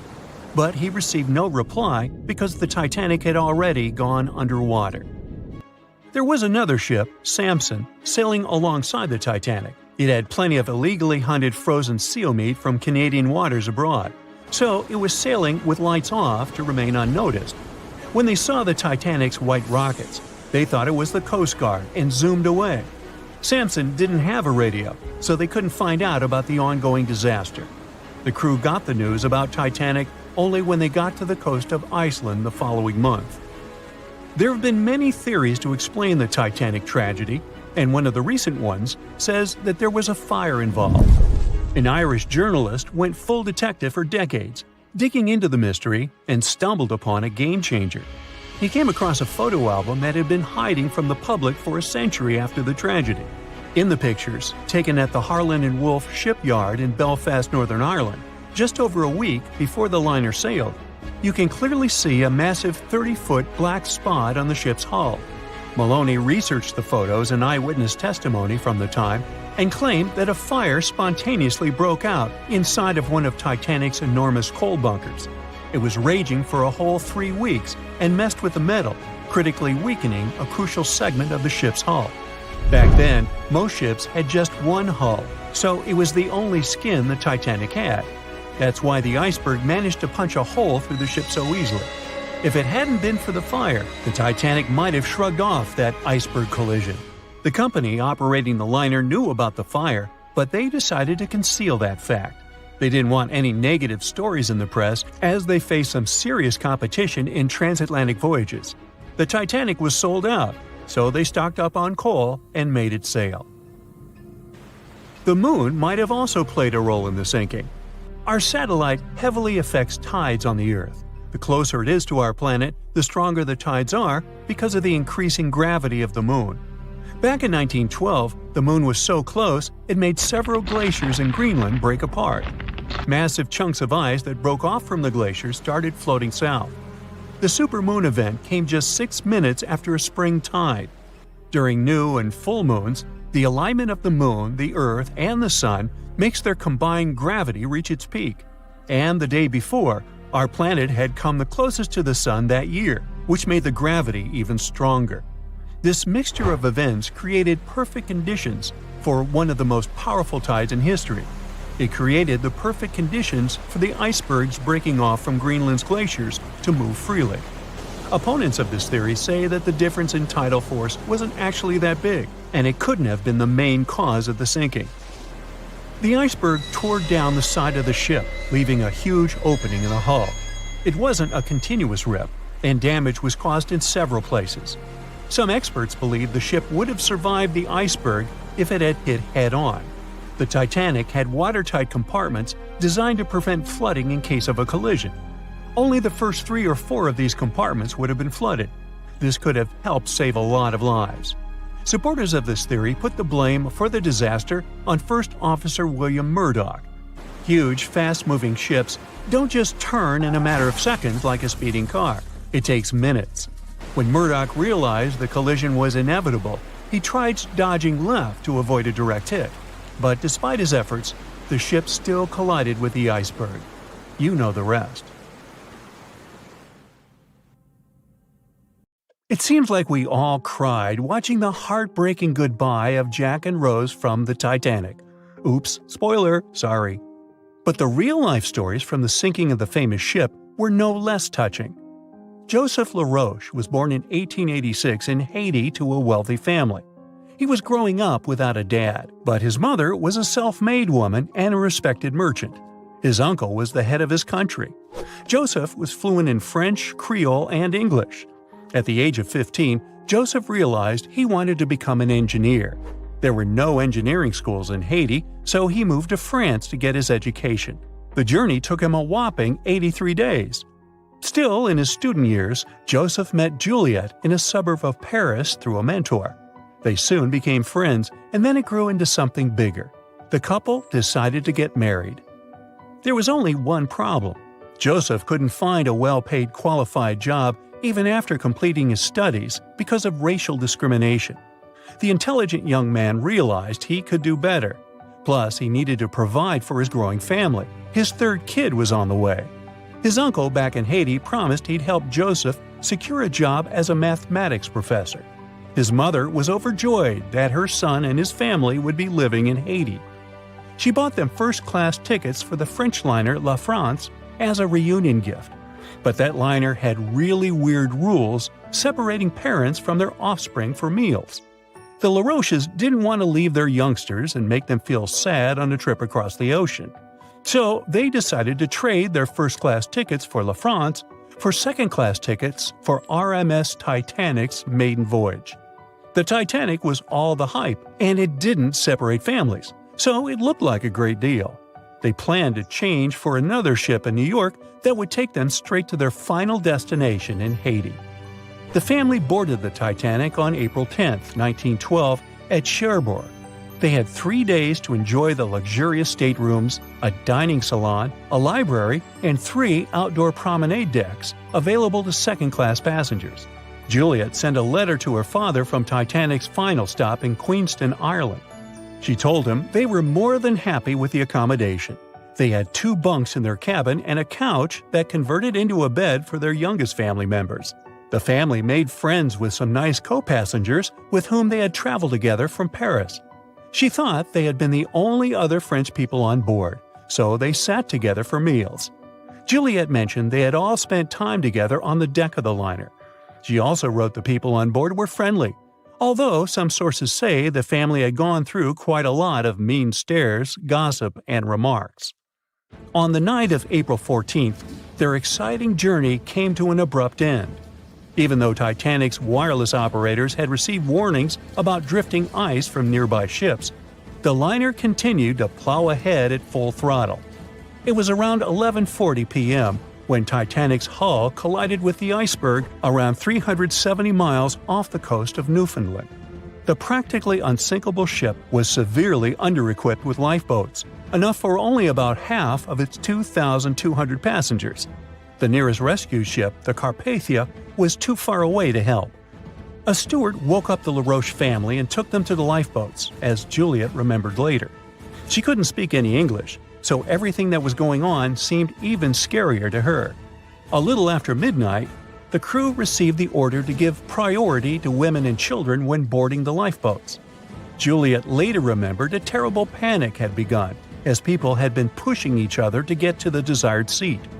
At some point, she felt they had pulled away her older daughter and thrown her into the abyss. A moment later, she had joined her Simone in the same emptiness. So, pregnant Juliet and her 2 daughters got spots in Lifeboat 14. But they had to say goodbye to Joseph as the boat was being lowered into the sea.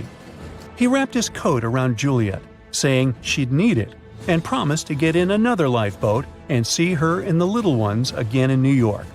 The 25-year-old Joseph LaRoche didn't manage to stay true to his word. In a couple of hours, Titanic sank underwater, taking the lives of almost 1,500 people. Joseph was one of them. Juliet and the girls were among the 700 survivors who had been rescued by the Cunard liner Carpathia several hours later. Once they reached New York, they were looking through the crowds of people, hoping to see Joseph again. When it became obvious they wouldn't find him, it was time for them to decide what to do and where to go. Without any knowledge of English or money that had gone down with the ship, Juliet managed to survive in America only for 3 weeks, and then had no other choice but to go back to France. Joseph's uncle was no longer able to help them, as others had taken his life 4 months after the Titanic tragedy. In December 1912, Juliet gave birth to a son who she named Joseph after his father. For the rest of her life, she couldn't get over the loss of her beloved husband. That's why she didn't like to speak about what had happened on Titanic and told her children not to mention it. In 1995, a member of the Titanic Historical Society interviewed Louise, who was the last remaining LaRoche child and the last French survivor of the sinking. And that's when the world first heard about this heartbreaking story. It inspired some plays and articles, but it never got the same attention as the story of other passengers. You probably remember the elderly couple going down together in their bed on the Titanic. It was inspired by Isidor and Ida Strauss. They were both born in Germany and emigrated to the United States as kids. They met in New York and got married 5 years later. Isidor started a china and porcelain business with his brother that grew into the glassware department at Macy's and turned them into multimillionaires. Isidor and Ida were well known in New York, not only for their wealth and charity, but also for their love and devotion to each other. In 1912, the couple decided to run away from the New York winters and headed for Europe. By that time, they'd already been married for 40 years. In early April, it was time for them to sail back home to New York. They normally traveled on huge German liners, but at that time, they couldn't resist the hype of everyone talking about that new luxury liner, the RMS Titanic. That's how they ended up in one of the first-class private suites at the top of the ship. The Strauss couple spent their evenings dining in front of a live orchestra in a hall filled with fancy furniture and expensive wooden paneling. On the night of April 14th, they felt a slight tremor and then left their private suite and waited for instructions from the crew. They told the passengers not to lose their passes, as they'd need them when everyone got back on board. But the ship was going under. The Strauss couple were standing next to Lifeboat 8. Mr. Strauss, who was 67 at the time, was offered a seat with his wife because of his age. He refused it, saying he was not too old to sacrifice himself for a woman. He wanted to wait and make sure no women and kids were left behind. Ellen Bird, Ida's maid, hesitated before getting on the lifeboat, but Ida told her to go. She took the easy decision not to leave her husband on the sinking ship. Ida took off her beautiful mink coat and handed it to her shivering maid, saying she wouldn't be needing it anymore.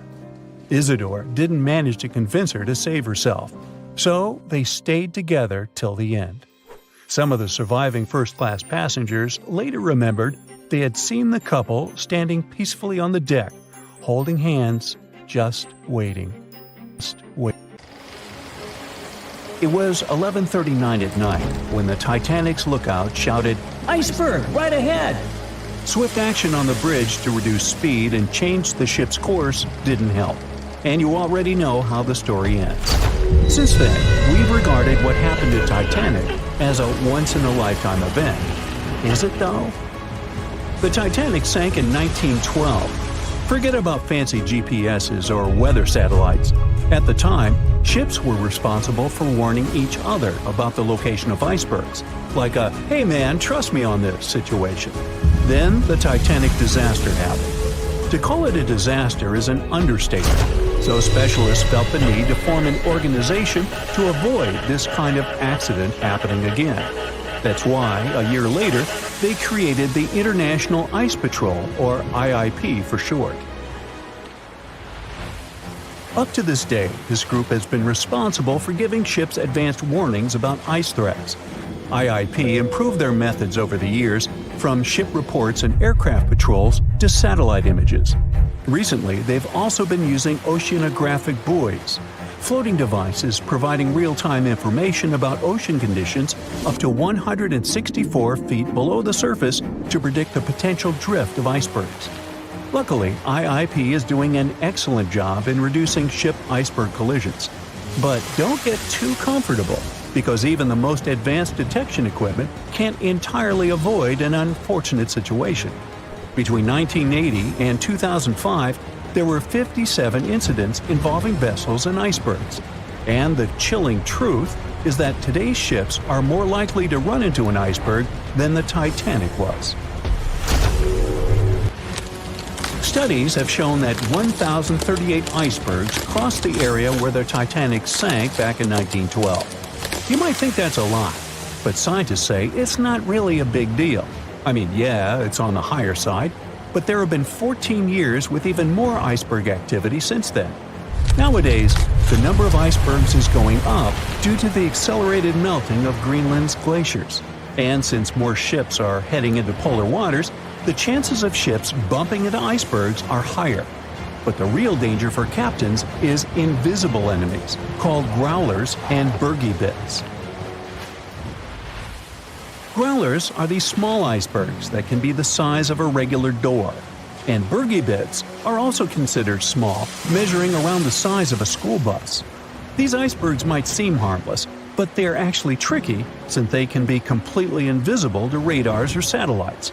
Let's see what happens when a modern cruise ship as big as the Titanic hits one of these small icebergs.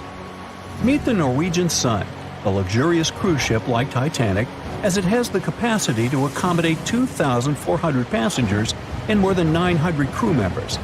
On July 2022, this cruise ship was on its way to Hubbard Glacier in Alaska when it found itself in the middle of a dense fog. Suddenly, passengers felt an impact and were terrified as the ship experienced a severe jolt. The fog immediately cleared and they realized what had happened. The Norwegian Sun had collided with an iceberg of the growler type. But the outcome was entirely different from Titanic. Thankfully, there were no injuries, and both the passengers and staff reached the Alaskan docks safely. Expert divers checked the condition of the boat, and they discovered that the ship had suffered some damage after the collision, so the rest of the trip was canceled. Now don't stress about packing for your next trip across the Atlantic, because accidents like the one with the Norwegian Sun are really rare.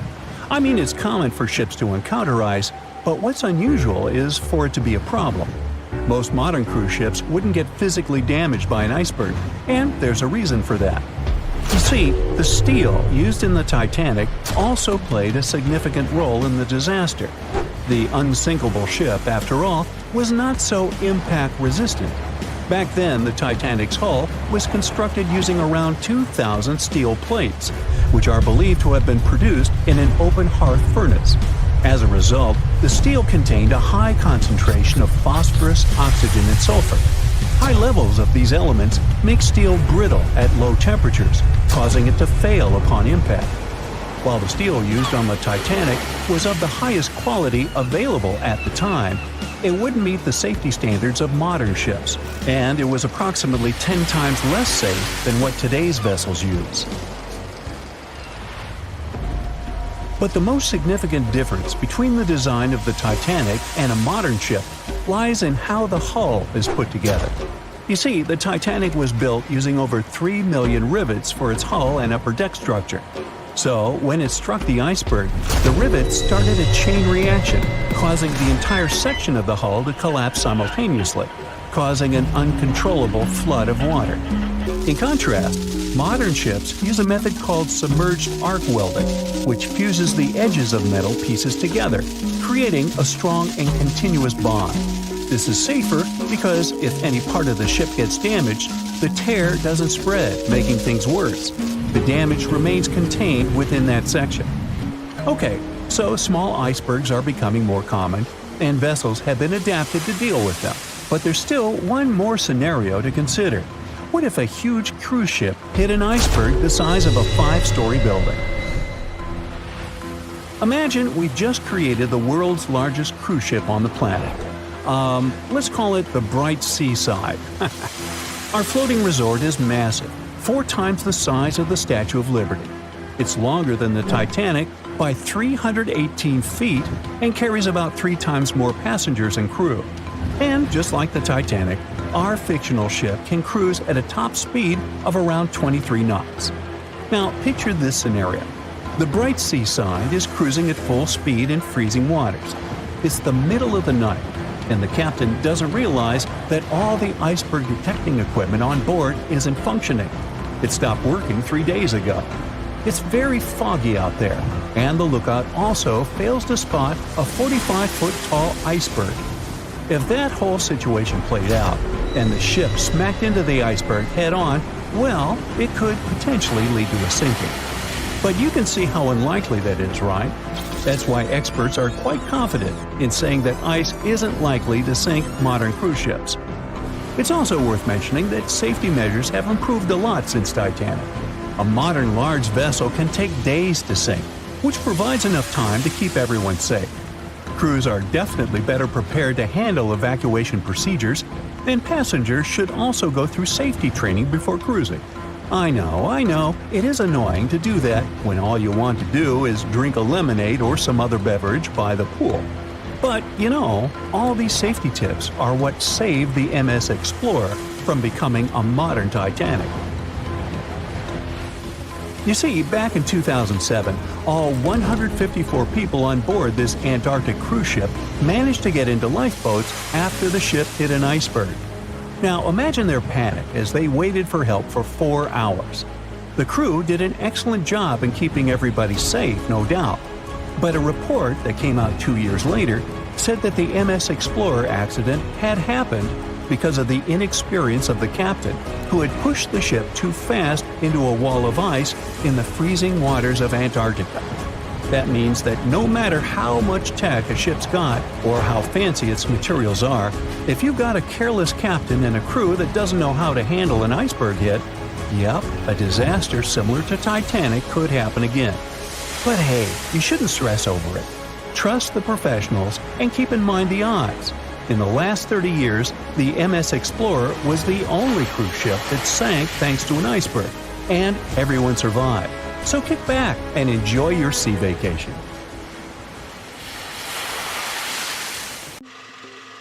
We know Titanic from so many stories, even a movie, but now we have its first full-sized digital scan.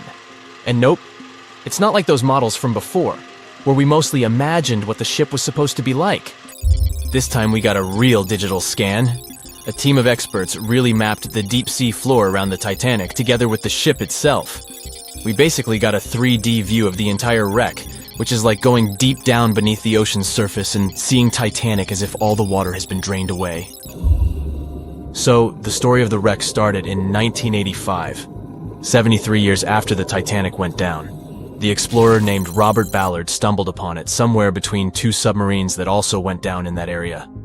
He was actually on a different task back then, so he didn't even have time to explore the ship properly. But as he was searching for the submarines, he realized how ocean currents affect sinking debris. He noticed the heaviest object sank quickly and left a trail of debris behind, the trail that followed the currents. Using this knowledge, Ballard made a hypothesis the Titanic had broken in two and left a debris trail as it sank. Before he found the wreck, everyone thought the ship just went down in one piece after hitting an iceberg.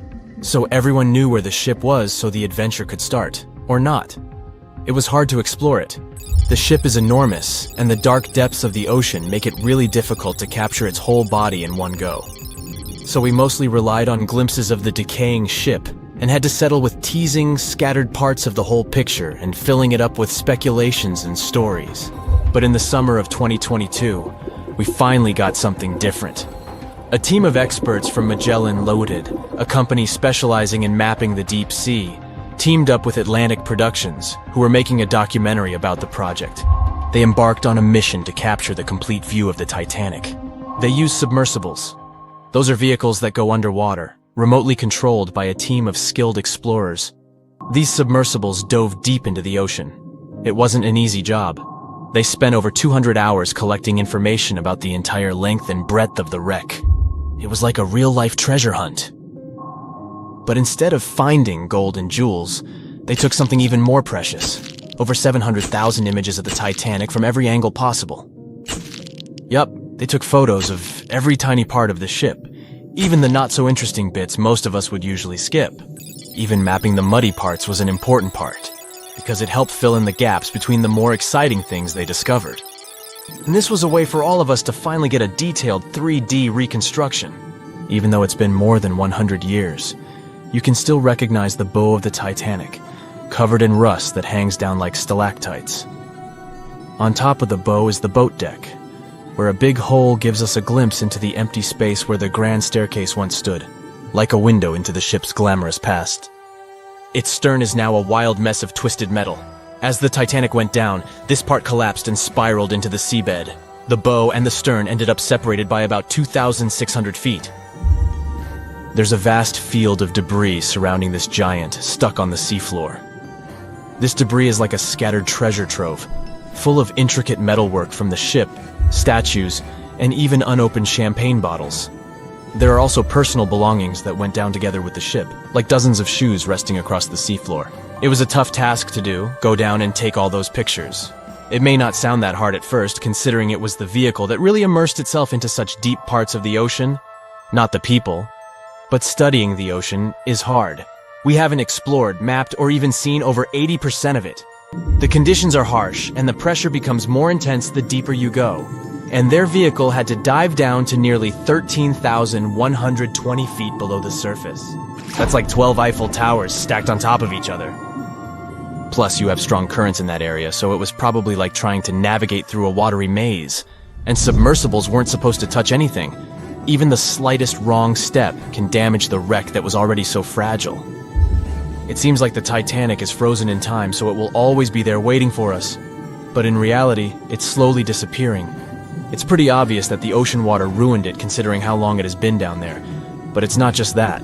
The wreck itself has become a home for a specific type of bacteria Halomonas titanicae that even got named after the famous ship. These bacteria have a special ability. They can survive inside rusty formations known as rusticles. They kind of look like icicles, those spikes of ice that form when water falls from something and freezes. These bacteria have a taste for iron, which is abundant in the ship's hull. For them, it's like a real buffet down there. And as time goes by, these bacteria will keep eating away at the iron in the ship, bit by bit, until one day the feast comes to an end and the whole ship is gone. It's like a slow but steady recycling process. So this 3D model we got because of the hardworking team and technology comes at the best time because we never know how much time we have left with exploring the famous wreck. This time we might even understand the collision with the iceberg better. You know how movies always show the Titanic hitting the iceberg on its right side? Well, we can't even be certain about that. The scans could help us figure out if the ship actually grounded on the iceberg, like getting stuck on it. We can study the stern and analyze how the Titanic struck the seafloor. That will also help us understand what really happened during the sinking. Maybe we'll get a chance to discover if there was really a strong fire that sealed the fate of the Titanic. One theory says that the coal fire had been raging for a whole 3 weeks before the ship even took its first and last trip. And this could have made its hull weaker, which means most of the work was done. The iceberg just delivered the final blow.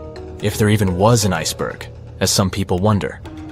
There's an alternative theory they suggested where the Titanic may have actually hit a hidden mass of pack ice instead of a typical iceberg. Pack ice is made up of large sheets of ice that float near the ocean's surface and can be difficult to spot. They believe this pack ice might have drifted into the Atlantic from the Arctic Ocean. According to one professional mariner, Captain L.M. Collins, that stands up with that idea. If the Titanic had struck a regular iceberg, the ship would have sunk much more quickly than it did. And since the Titanic managed to stay on the surface for a relatively long period of time, less than 3 hours, maybe this was a different type of collision. The mariner also said there are differences in what people said they saw when the Titanic sank. He thinks these differences might be because of optical illusions. In this case, when people were looking at the ocean that night, the way the light was reflecting and the conditions at sea might have made things appear closer or distorted. So when they saw something in the water, it might not have been exactly what they thought it was. Whether it was an iceberg or something else. Binoculars might have helped the crew members to spot the potential danger, but unfortunately, they didn't have any. It appears they were locked inside a cabinet, and no one knew where the key was. Bet you never heard this story about the Titanic. So, this massive luxury ocean liner was heading out of Southampton on its first voyage to New York with over 2,000 passengers and crew on board. I'll spare you the details for now. You know how it all went down. Since there were a lot of things that went wrong during its short lifespan, some couldn't help but wonder, was it really bad luck? Or was there some mysterious force behind the ruckus? Well, for starters, right as it was leaving the harbor, the Titanic nearly crashed into another ship, called the SS New York. How did that happen? Well, 6 tugboats had to pull the massive Titanic into the river to begin its journey. Captain Smith was in charge, but let's be honest, he probably needed a few more cups of coffee before making any big decisions. So, as the Titanic was speeding along, minding her own business, she passed the New York and the Oceanic ships. The Titanic decided to make a left turn, but the suction was just too much for the poor New York. She started to drift off towards the Titanic. The Oceanic was leaning so much, her gangplank smacked into the water like a belly flop in the pool. Thankfully, the captain of one of the tugboats was there to save the day. He used his trusty megaphone to call the Vulcan to the port side of the Titanic to pick up some crew members. He then noticed the New York in trouble and acted quickly, throwing a line to slow her down. The Titanic's captain was probably scratching his head, wondering how to handle these big ships like the Titanic. That's because he'd only recently experienced sailing on larger ships. Close one, right? Well, it was just part of the story. As it turns out, the huge list of misfortunes might have started even earlier.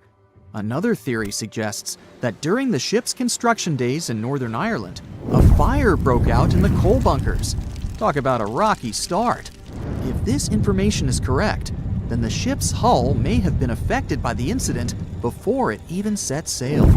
Fans of this theory argue that a fire popped up inside one of the Titanic's large coal bunkers and really damaged an important segment of the ship's hull. Some claim there's even photographic evidence to back this up. A bunch of photos documenting how the ship was made and pampered for its maiden voyage were found, and they showed a significant black streak on the outside of the Titanic's hull. Weirdly enough, the streak was really close to where the iceberg hit during that cold April. Now I know what you're thinking.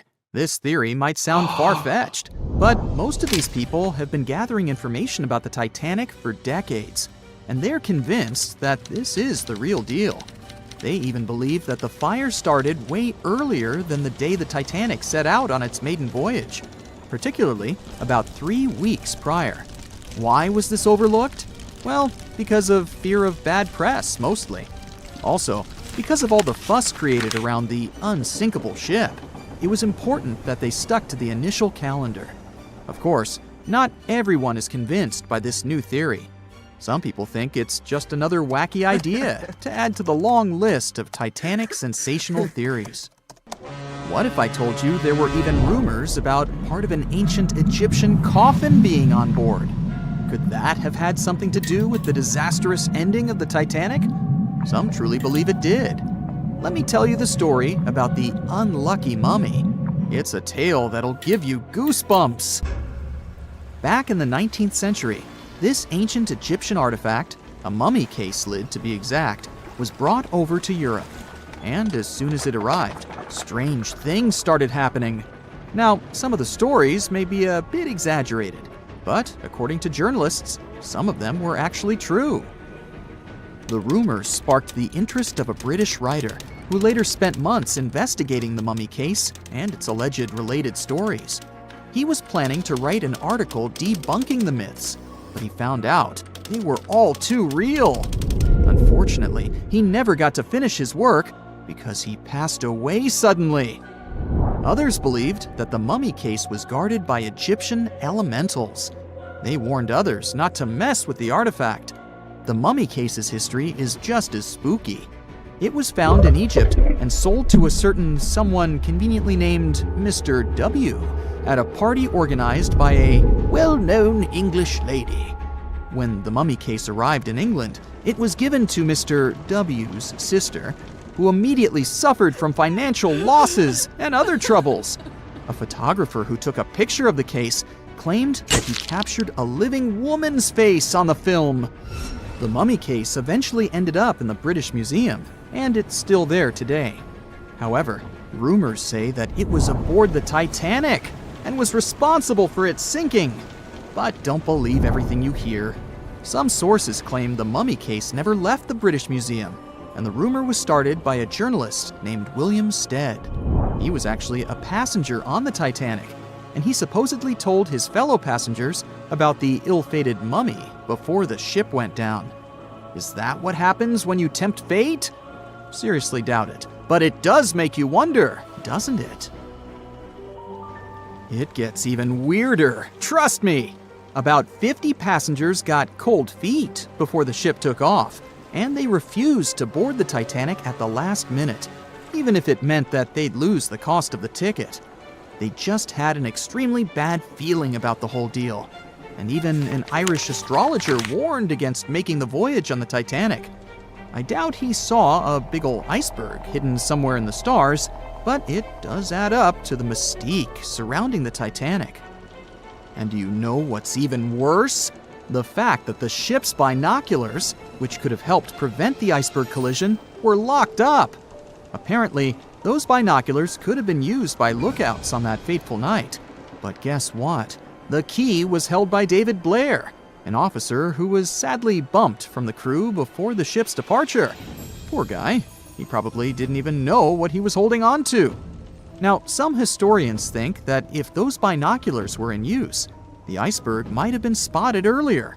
But hey, let's not point fingers here. Others argue that it wouldn't have made a difference. Who knows? Maybe the lookout was too busy looking at the stars to notice a giant iceberg in front of them. But seriously, what were they thinking? Locking up the binoculars on a ship that big is like forgetting to pack sunscreen for a trip to the beach. Also, the ship might have been going a bit too fast. Now, I know what you're thinking. Why was the captain in such a hurry? Well, apparently, good old Captain Smith was trying to beat his ship's older sibling, the Olympic, in a race to see which ship could cross the Atlantic faster. I guess he had a bit of a sibling rivalry going on or something. But here's the thing. Even though there were warnings about icebergs in the area, the Titanic just kept on chugging along at full speed ahead. I mean, come on, guys, it's not rocket science. If you know there are icebergs around, maybe slow down a little bit, right? And then, close to midnight on April 14th, 1912, the Titanic hit that iceberg and sank in the North Atlantic. It also famously had a mere 16 lifeboats and 4 collapsible dinghies on board. No wonder it ended up being one of the worst maritime disasters in modern history. After the whole event, people started believing in life beyond the veil and contacted mediums hoping for signs from the ones they had lost at sea. Can't say I blame them, though there's no verified story of someone managing to contact a Titanic passenger from the beyond, though.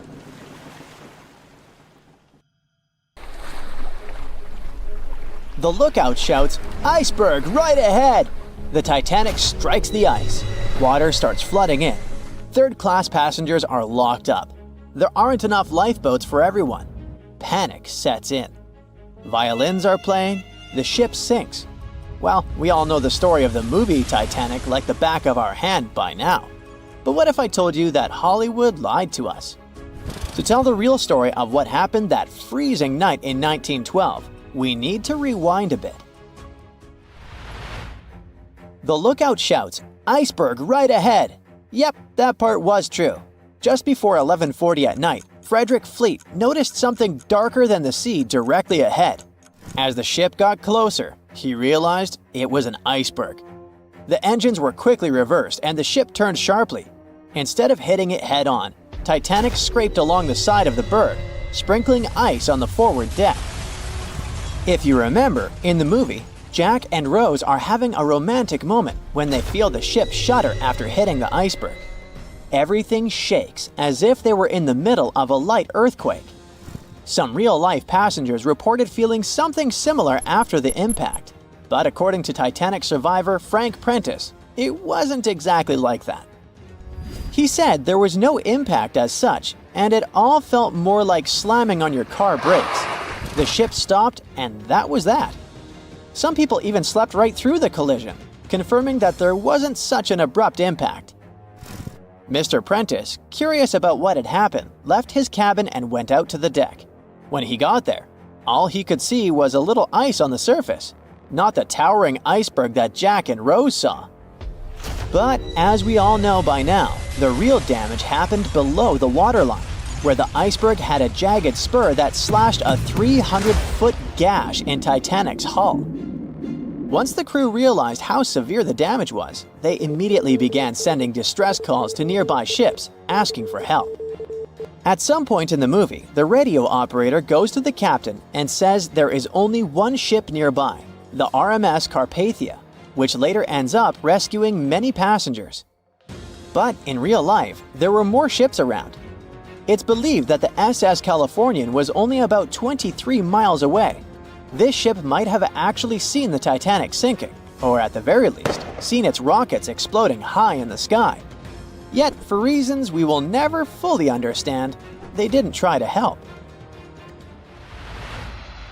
Let's get back to the story. Now, people need to get off the ship. At 12:45, lifeboat number 7 was the first to be lowered. Just like in the movie, women and children were told to go first. But in reality, some women were hesitant and even refused to get into the lifeboats. Mr. Prentice said this happened mainly for 2 reasons. First, these lifeboats were high and passengers were terrified of the 70-foot drop from the deck to the ocean below. And second, most women didn't believe the Titanic would actually sink. It was called Unsinkable after all. So the idea of getting into a lifeboat seemed pointless at the time. This mindset probably explains why Eloise Smith, a first-class passenger, recalled that there was no panic or chaos at first. Other survivors backed this up, saying that no women or kids were crying. But one thing that was indeed concerning, at least for the crew, was the possibility that the lifeboats might buckle under too much weight. This is one of the theories why the first few lifeboats left carrying only a fraction of their full capacity. Like lifeboat number 7, which only carried 27 people in it, even though it could hold up to 65. In total, Titanic had 20 lifeboats, which could carry about half of the 2,200 people on board that night. But that didn't happen. And now we know the passengers had no idea there weren't enough for everyone. As women were calmly getting into the first lifeboats, musicians headed up to the deck. Their only goal was to play and keep the passengers calm. That's a pretty well-known fact. But the real story is that some survivors said they never saw or heard the band. No violinists whatsoever. It's not like Hollywood misled you though. The musicians did play for over 2 hours after the ship had hit the iceberg. So maybe these passengers were just too panicked to notice the songs, or the musicians started playing later than we think.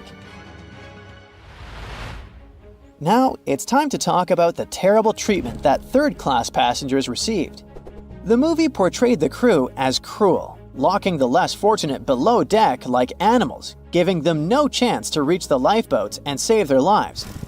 But the official inquiry into the disaster suggested that wasn't true.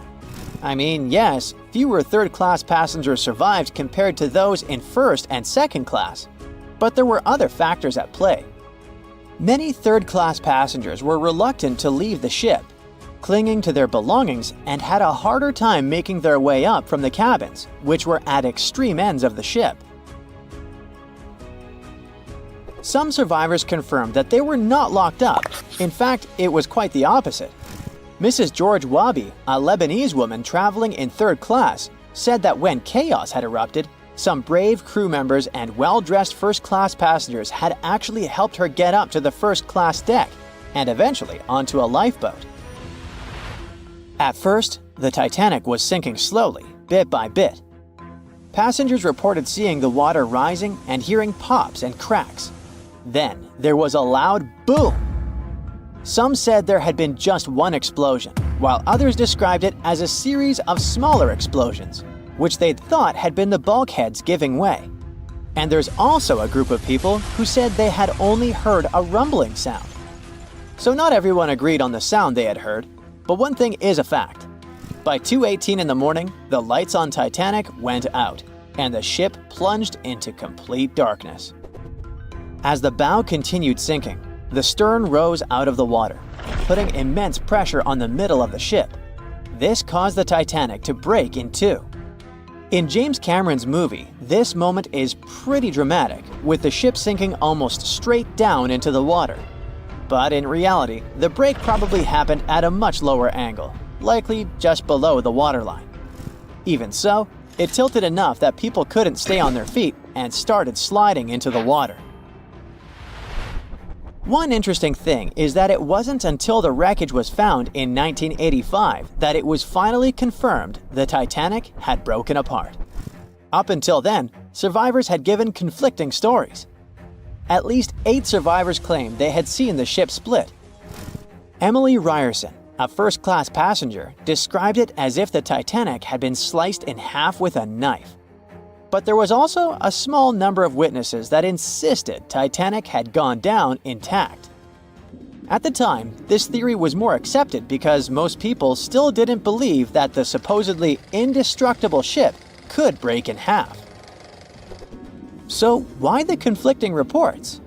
Okay, so what you don't see in the movies, for obvious reasons, is how incredibly dark it was when the tragedy happened. It was like being in a room with no light, where you can only make out shapes and shadows. That's what it was like on the lifeboats. This means passengers couldn't really see what was happening, and most of those who were close to the ship either lost their lives or were too focused on trying to survive to pay attention to the details of the wreck. Although James Cameron's film didn't fully capture how terrifyingly dark the disaster truly was, the 2012 TV series Titanic did a better job of showing the pitch-black horror of that night. Even then, the reality was much darker and more terrifying than either of these two productions could portray. The unsinkable Titanic didn't go down peacefully, which made finding its final resting place all the more difficult. The world-famous RMS Titanic sank in 1912, but was only discovered in 1985 on a secret mission. Although people back in the early 1900s had the approximate location of where the Titanic was, they didn't have the right technology to find it. As it went under, the ship sent several CQD signals, standing for Come Quickly, Distress, to a nearby ship named Carpathia. Come at once, we have struck a berg. It's a CQD, old man, were some of the final words transmitted from the Marconi wireless on the ship. These Morse code messages were also what made the first research missions to the wreck possible. RMS Carpathia found the lifeboats filled with Titanic survivors, but the world also desperately wanted to see what became of the famous liner. Fast forward to 1953. That's when the first serious attempt to find the Titanic wreck happened. A man named Risdon Beasley tried using a loud eruptive device to locate the ship. It sounds weird, but there's science to back it up. When dynamite goes off, the waves from the detonation hit the bottom of the ocean floor. With the help of sonars, scientists would be able to locate if there was anything solid at the bottom of the ocean. But Beasley had no luck. Another 20 years would pass before oceanographer Robert Ballard would make his attempt to locate the Titanic. Ballard had a bit more luck than Beasley. Over the previous years, underwater technology had gotten more funding and so worked much better. He tried it the first time in 1977. Ballard partnered with the Woods Hole Oceanographic Institution on a mission to map the ocean floor. While the institute hired him to test out their new mapping technology, Ballard's intention was to go a little further and find the Titanic wreck. In the middle of this new technological ship, there was a hole that allowed for a long pipe to be extended into the water just above the ocean floor. Attached to the end of this pipe, Ballard installed a pod with sonars and cameras. They thought they were in for something big, and so they took the ship to sea to run some tests. That's when, on a trial run, adversity struck. The drill pipe broke, sending all of their expensive material to the bottom of the ocean floor, just like the Titanic.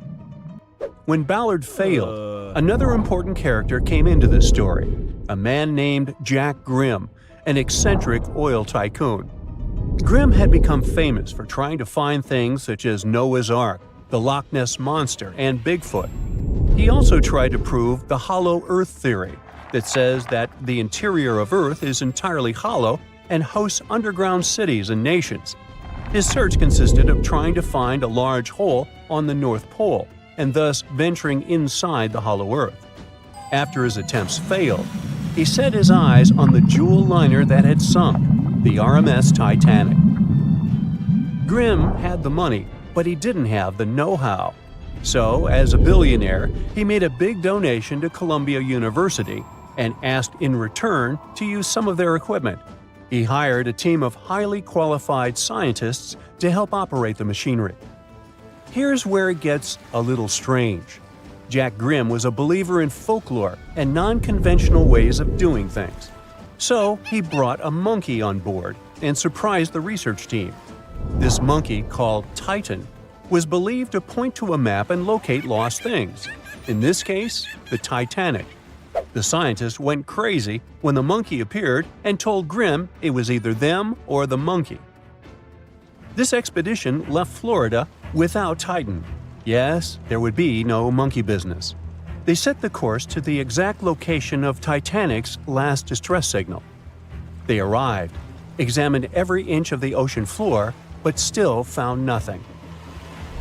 Grimm's first expedition lasted 3 weeks, but unfortunately, they found absolutely nothing. They tried a particularly good search method known as mowing the lawn, where they mimic such movements to map every inch of a larger area around Titanic's distress coordinates. The reasons for failure were important defects in the equipment and terrible weather. That's when that prior searcher of the lost Titanic came back into the picture, Robert Ballard. He didn't have the millions Jack Grimm had, but he had one thing going for him. The marine geologist was working closely with the U.S. Navy to locate 2 nuclear submarines which had sunk in the 1960s.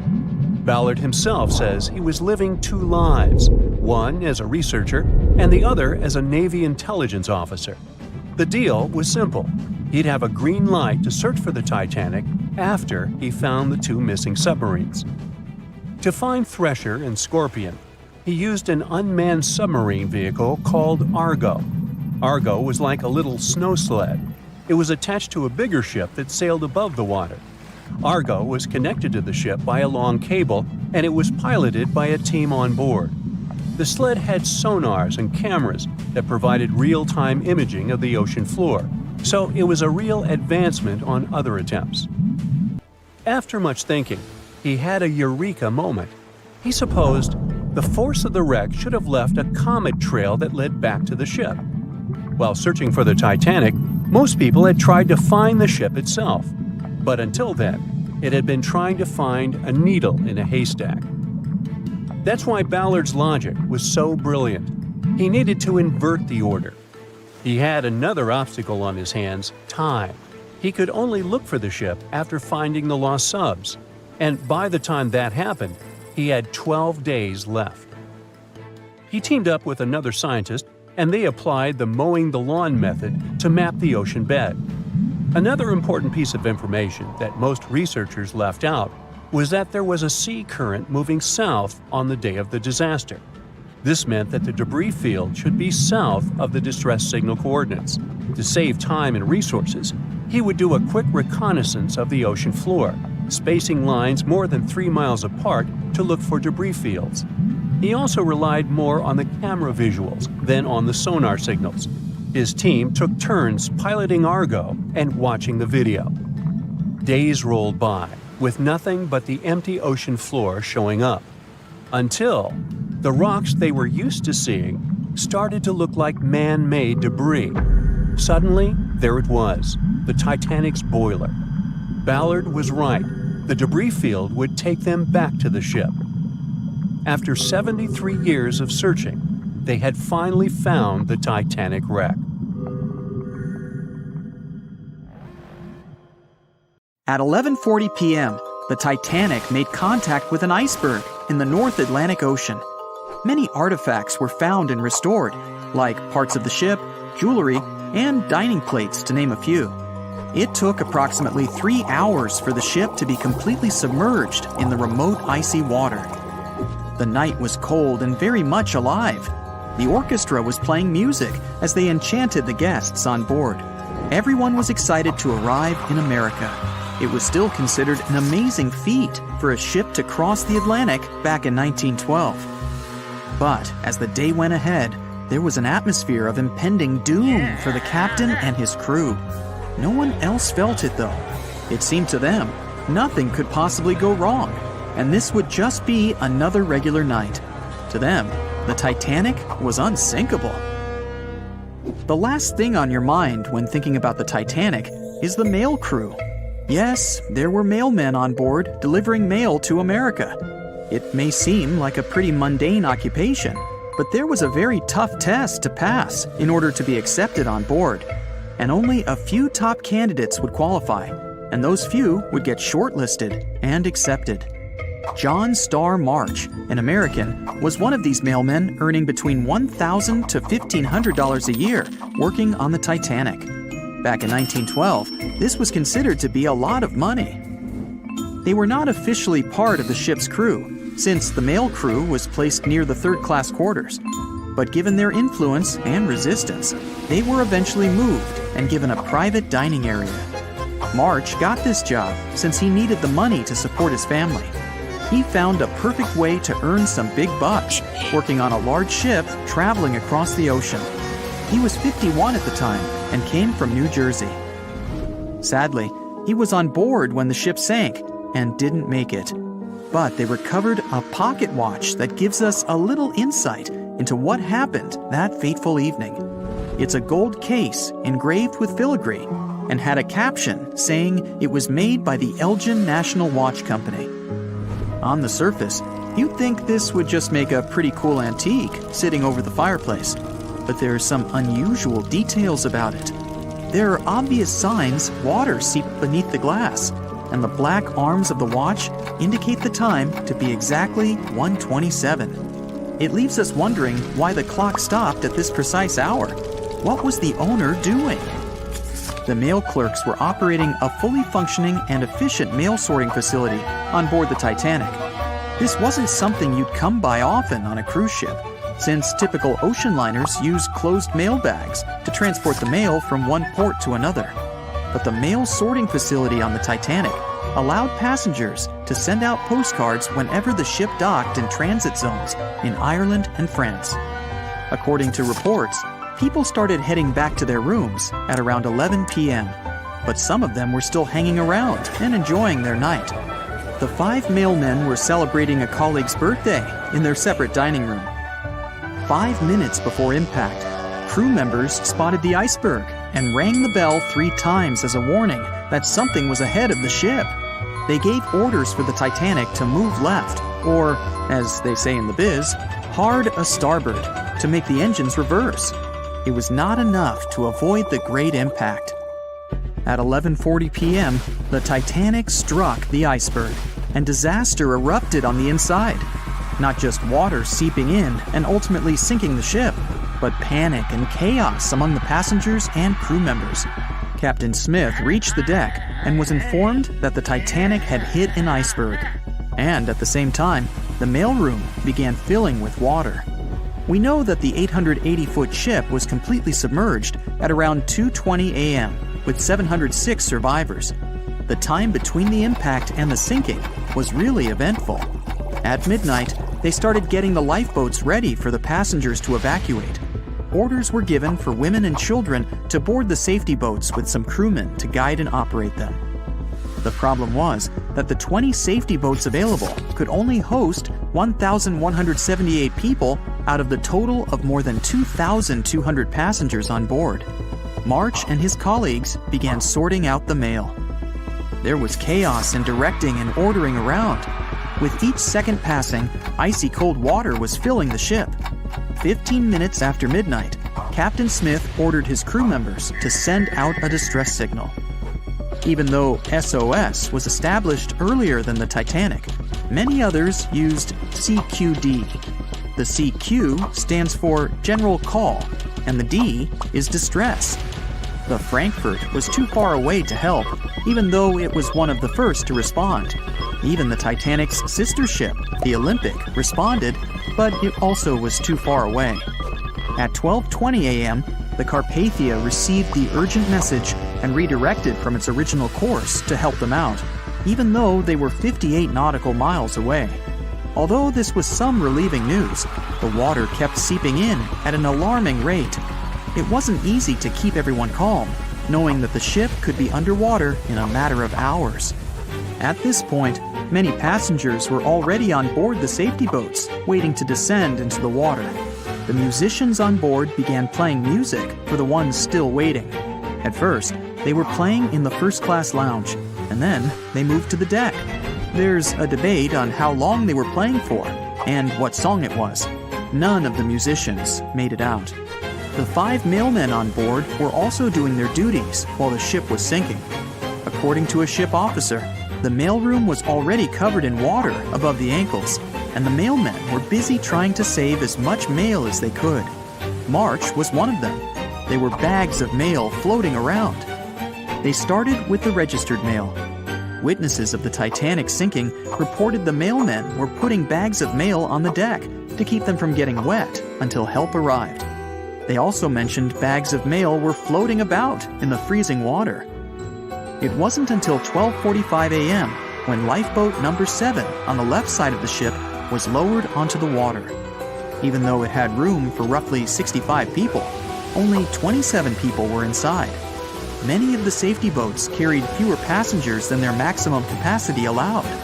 The crew were worried that the boats would capsize if so many people were on them. Some reports suggest that some people even refused to board the safety ships, sticking with the claim that the Titanic was unsinkable. At the same time, they fired up one of the 8 distress rockets in the air, but it didn't get them any help. At 12:55 a.m., the second and third safety boats were descended to the waters with 2 male passengers jumping on board. 5 minutes later, another safety boat was lowered with around 39 people. At this point, water entered the base of the grand staircase. In the next 20 minutes, more safety boats were lowered, most of them underloaded. Still no help. The Carpathia was still on the way. Panic was growing, and tensions were rising. There was a lot of anger for people being left behind. At around 1:30 a.m., things were getting out of control. The organized boarding of passengers to the safety boats stopped. March's watch stopped 3 minutes earlier, which could mean he was part of the scuffle between crew members and passengers. It took 3 hours for the Carpathia to arrive. March wasn't among the survivors. His watch proved to be one of the essential findings lost in the wreckage of the Titanic. It was eventually returned to March's 2 daughters, and now it's in one of the collections of the National Postal Museum. March was a man who did what he had to do in the worst circumstances. Time was a precious commodity for the people on board the ship. and this watch proved valuable to learn more about the tragic yet inspiring stories of the Titanic. It was the start of 1912. A giant chunk of ice broke off a glacier in southwest Greenland. The ice was made up of snow that had fallen thousands of years before the event, perhaps as far back as when mammoths still roamed the earth. The iceberg started its journey. It was a huge thing, more than 1,700 feet long and weighing over 75 million tons. It was also a very peaceful chunk of ice. It steered clear of ships and busy transport routes. And then, it somehow floated much further south than other bergs did. Our iceberg was lucky. Others melt long before they get to these low latitudes. Out of up to 30,000 icebergs that drift away from Greenland's glaciers, only 1% ever make it all the way to the Atlantic. Even after melting into the water for months, this massive block of ice was still almost twice as heavy as the Golden Gate Bridge. The iceberg's top part was towering 10 stories over the ocean surface.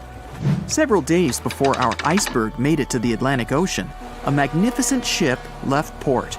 It was a luxury liner carrying more than 3,000 passengers and crew members. At that time, it was the largest ship ever built. It was the Titanic. The collisions happened on April 14th, when the ship was in the North Atlantic, 370 miles away from Newfoundland. Unable to divert its course, the ship ruptured at least 5 of its hull compartments. They started to fill with water at an alarming speed. The Titanic's compartments weren't capped at the top. That's why the water spilled over and started to flood each succeeding one. The front of the ship began to sink, causing the back part to lift vertically into the air. And then, with a deafening roar, the liner broke in half. The rest is history. But what happened to the iceberg after that? On April 15th, the German ocean liner SS Prinz Adalbert was sailing through the North Atlantic. It was traveling a few miles away from the place where the Titanic had sunk several hours prior. The German ship's chief steward, who hadn't learned about the disaster yet, saw an iceberg. What drew his attention was a large streak of red paint going along the iceberg's base. Surprised, the man took a photo of his discovery. He thought the paint meant a ship had hit the iceberg within the past 12 hours. The next person who saw the iceberg and took another photo of it was the captain of a vessel laying deep-sea telecommunication cables. The ship was sent to help in the area where the Titanic had sunk. The captain later claimed the iceberg he'd seen had been the only one in that area, plus the red paint. It wasn't difficult to connect the dots. In 2015, one of these photos sold at auction for over $32,000. And still, experts are unsure whether the image really shows the infamous block of ice. It might be a simple iceberg that had been floating nearby at that time. The great Unsinkable ship was gone, sunken to the bottom of the North Atlantic, where it remains to this day. But the iceberg continued on its way, perplexing a few witnesses and slowly melting into the surrounding water. It would vanish completely before the end of the year. April 14, 1912. A cold evening somewhere in the North Atlantic. On board the most modern and unsinkable ship, the Titanic, a dinner is held. 2 well-dressed men are sitting at one of the tables. One of them is a famous British journalist. He tells his interlocutor an interesting and at the same time terrible story. It all started about 1000 BCE in ancient Egypt. At that time, one woman was born in the city of Thebes. No one knew who she was or what she did, but she had a high social standing. Towards the end of her life, she was proclaimed a priestess in the College of Amen-Ra. Her body was embalmed, placed in a wooden casket, and covered with a massive lid bearing the image of a woman and mysterious inscriptions. She was buried in Thebes along with other people of the upper class. The mummy of this woman lay at rest for almost 3,000 years. The burial place had been carefully hidden. Around the first half of the 19th century, a group of locals accidentally discovered the ancient tomb. They disturbed the peace of the priestess. No one knows exactly what happened that day. but the mummy was removed from the casket and disappeared without a trace. A few decades later, a group of 4 wealthy friends from England came to Egypt for a trip across the upper part of the Nile. First, they went to visit the excavations of the Temple of Amen-Ra near the city of Luxor. There, they found the empty mummy case. It depicted the priestess with dark eyes looking into the void. There was something sinister in her gaze. They didn't know who the case belonged to, but they were so amazed by the beauty and energy of that find that they decided to buy it from the locals. The buyer disappeared the same night before the case was delivered to him at the hotel. Some said they'd seen the man leave the hotel and go towards the desert. No one knew why he did it. No one else saw him afterwards. Another man from the same group took the casket. During their return home, one of the friends was seriously injured. After arriving in London, the new case owner discovered the bank where all his money was placed had gone bankrupt. In one day, the man turned from a wealthy businessman into a beggar. A third friend also experienced the sinister influence of the ancient find. He lost his health, job, and eventually even his life in an accident shortly after returning to London. Before going bankrupt, the owner gave the ancient casket to his sister who lived in London. One of the friends of this woman came into the room, saw the Egyptian artifact, and immediately felt the dangerous energy emanating from it. Then the owner's sister gave the case to a famous photographer. He took some photos and was horrified. According to his words, he saw a real priestess with a human face in the photos. She looked at him with an ominous, icy gaze. No one except the photographer touched the film of the camera. No one changed the photo. Shortly after, the photographer mysteriously went missing. From that point, the story becomes vague. According to one version, the owner's sister gave the artifact to the British Museum. The man who transported the case passed away soon after, and his assistant got into a terrible accident. Another version says that the item from the Egyptian tomb was bought by a rich businessman. After that, 3 members of his family also had an accident, and his house burned down. Convinced the mummy case was cursed, he gave it to the British Museum. The interlocutor listens to the story with such interest that he forgot about dinner, which has gone cold.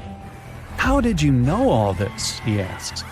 The journalist replies he has been studying everything related to the mummy and its owners for several months. He found evidence of all the accidents and put together the full picture. "So, what happened next?" the interlocutor asks. It seems the mummy case should find peace in the museum. The priestess was surrounded by other kings and queens from different times. However, there was no peace. Scientists and ancient languages experts tried to decipher the symbols on the case. They found out that most of the inscriptions meant curses and misfortunes addressed to those who'd dare to disturb the peace of the priestess. Every night, the guards and museum staff heard the knocking coming from the mummy case. The knocking was accompanied by crying and screaming. Also, someone scattered other exhibits all over the hall every night. Everyone soon came to believe that the priestess's spirit continued to use magic forces. Then, one private collector became interested in the case. He bought it from the museum, not for his collection, but to try to expel the spirit of the mummy from the artifact. It's not known in what ways he tried to do this, but he failed. Then, he managed to sell the mummy case to a rich American archaeologist. That guy decided to move the mummy to New York. And what? What happened next? The interlocutor asks with interest. That's it. End of story, the journalist answers. What do you mean? What happened to the mummy? Where is it now? The journalist looks at the interlocutor with some excitement. She's here. She's on the Titanic, he says. The interlocutor looks scared and confused. But the journalist confirms the sarcophagus is here. He doesn't doubt it because he saw it with his own eyes. After dinner, they go to their cabins.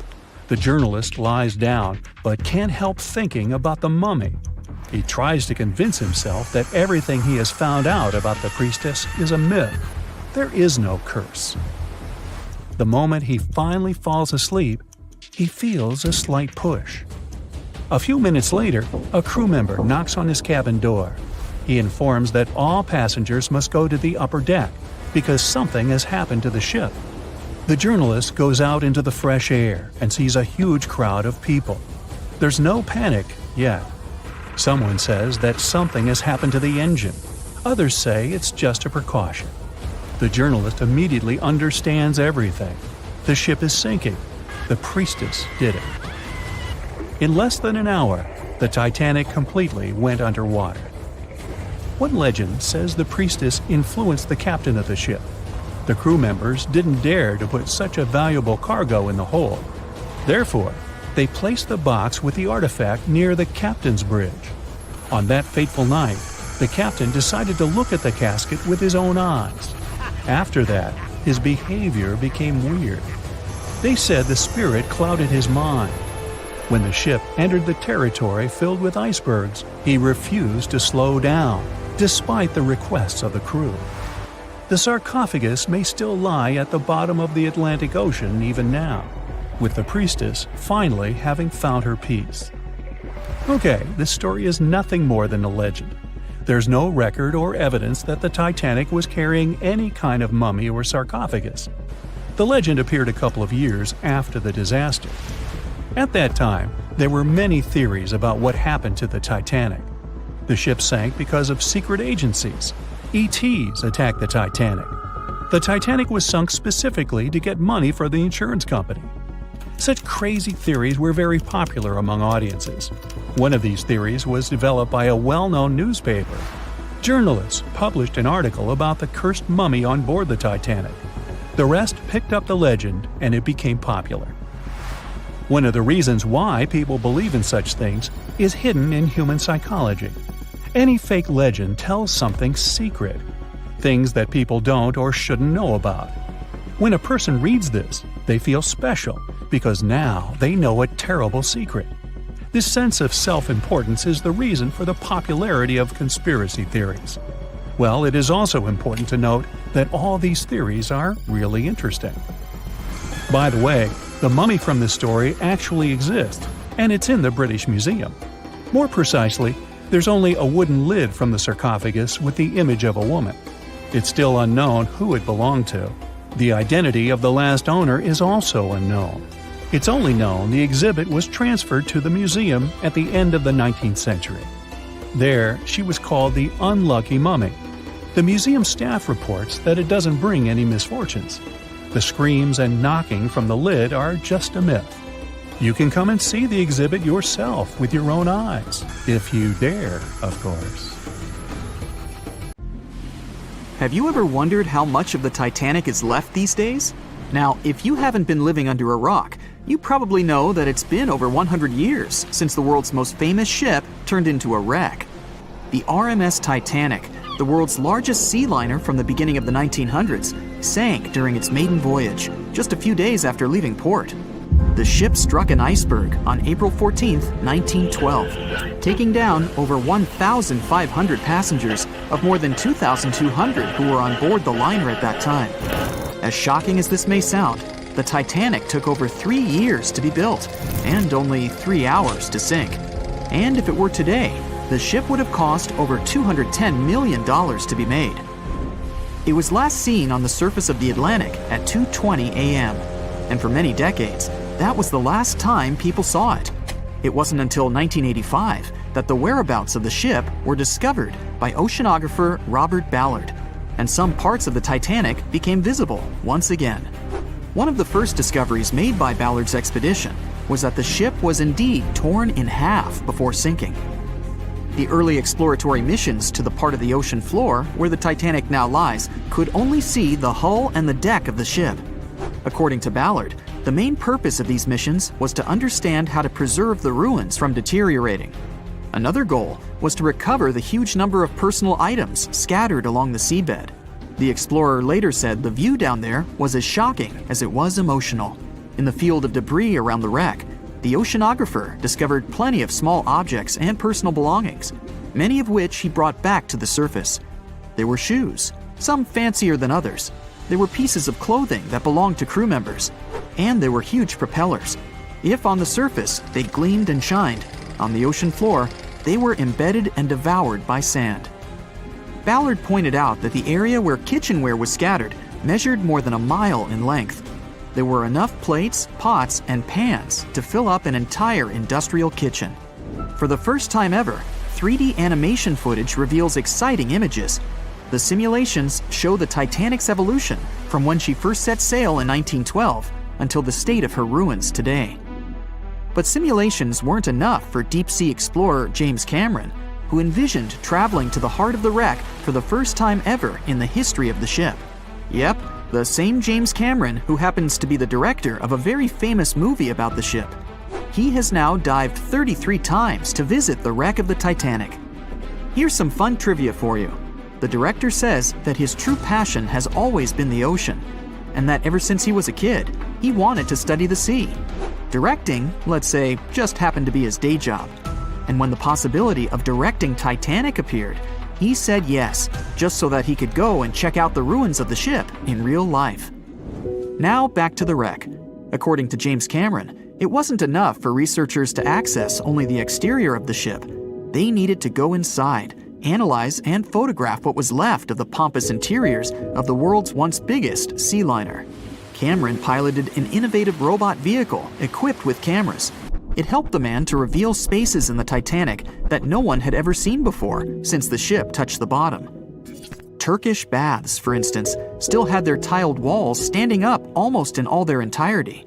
These baths were exclusively for first-class passengers. They were located right next to the swimming bath and the third-class dining room, and were designed in the Moorish style. People resting there could get heating blankets and ask waiters to bring them anything they needed. If the pictures from before the disaster were astonishing, they carry a different kind of wow factor now, when everything you see in them is hidden underneath the surface of the water. Another shocking discovery was the ship's mast. If we look at the Titanic in its pre-sinking glory, the mast calls much of one's attention. Located on the bow of the huge ship, the mast held together the transmission cables for the Marconi system, a system of wireless telegraphy. That's also where the British merchant flag the Titanic flew was located. The mast stood at the height of a bit more than 100 feet and was equipped with a crow's nest. Nowadays, the mast is unrecognizable. Attacked by corrosion, it collapsed. The crow's nest broke apart too. Now we can see why the modern-day Titanic is a real treasure for deep-sea explorers. But as the wreck of the ship lies at an approximate depth of 12,500 feet, sunlight is non-existent there. So, piloted missions depend on high-end technological equipment to survey the area. Why do you think the Titanic went missing from the public eye for over 70 years? Well, because at that time, technology wasn't advanced enough for people to go down there, as well as bring back good footage of the wreck. Filmmakers were the ones who drove this technology to its advance by trying to film underwater. They began by building boxes to put their cameras inside.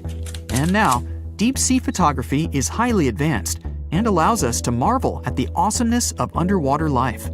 Of course, taking pictures under the sea is no easy feat.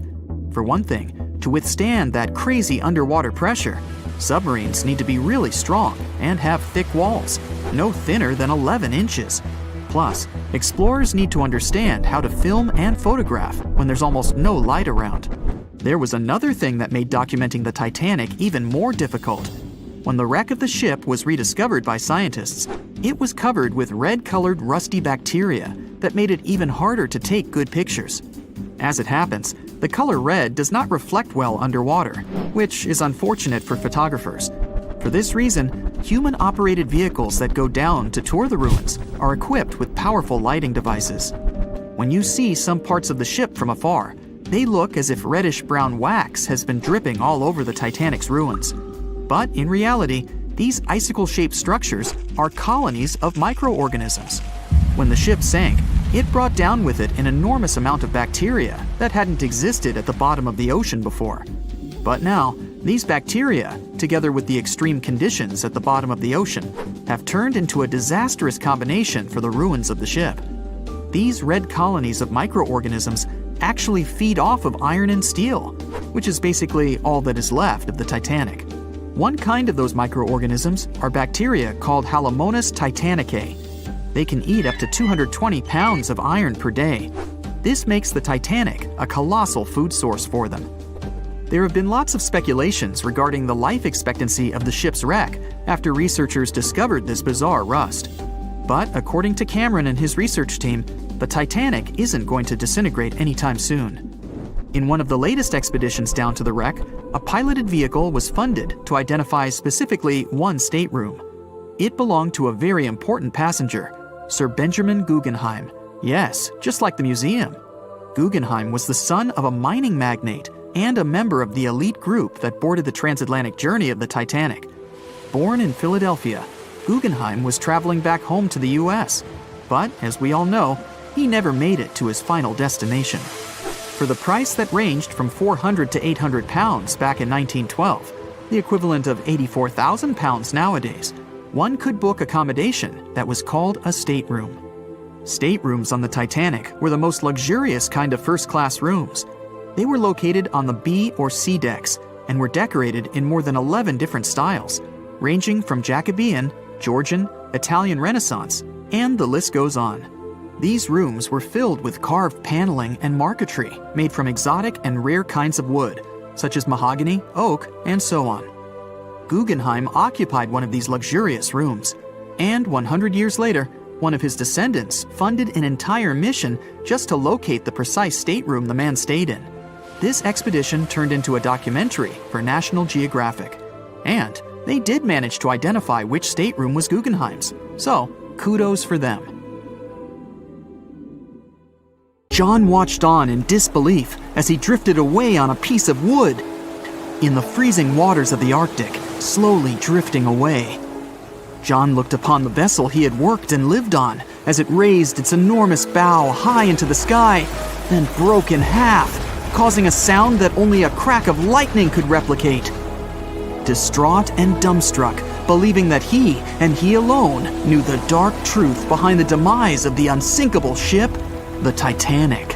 5 days earlier, as the Titanic set sail on its maiden voyage, John worked hard alongside his mates in the coal bunker, stocking up the coal to feed the Titanic's mighty furnace.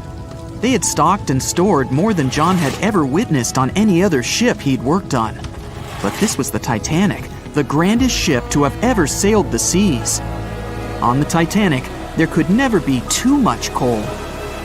As they left Belfast and pushed toward Southampton, there was a large bang below decks that went unnoticed.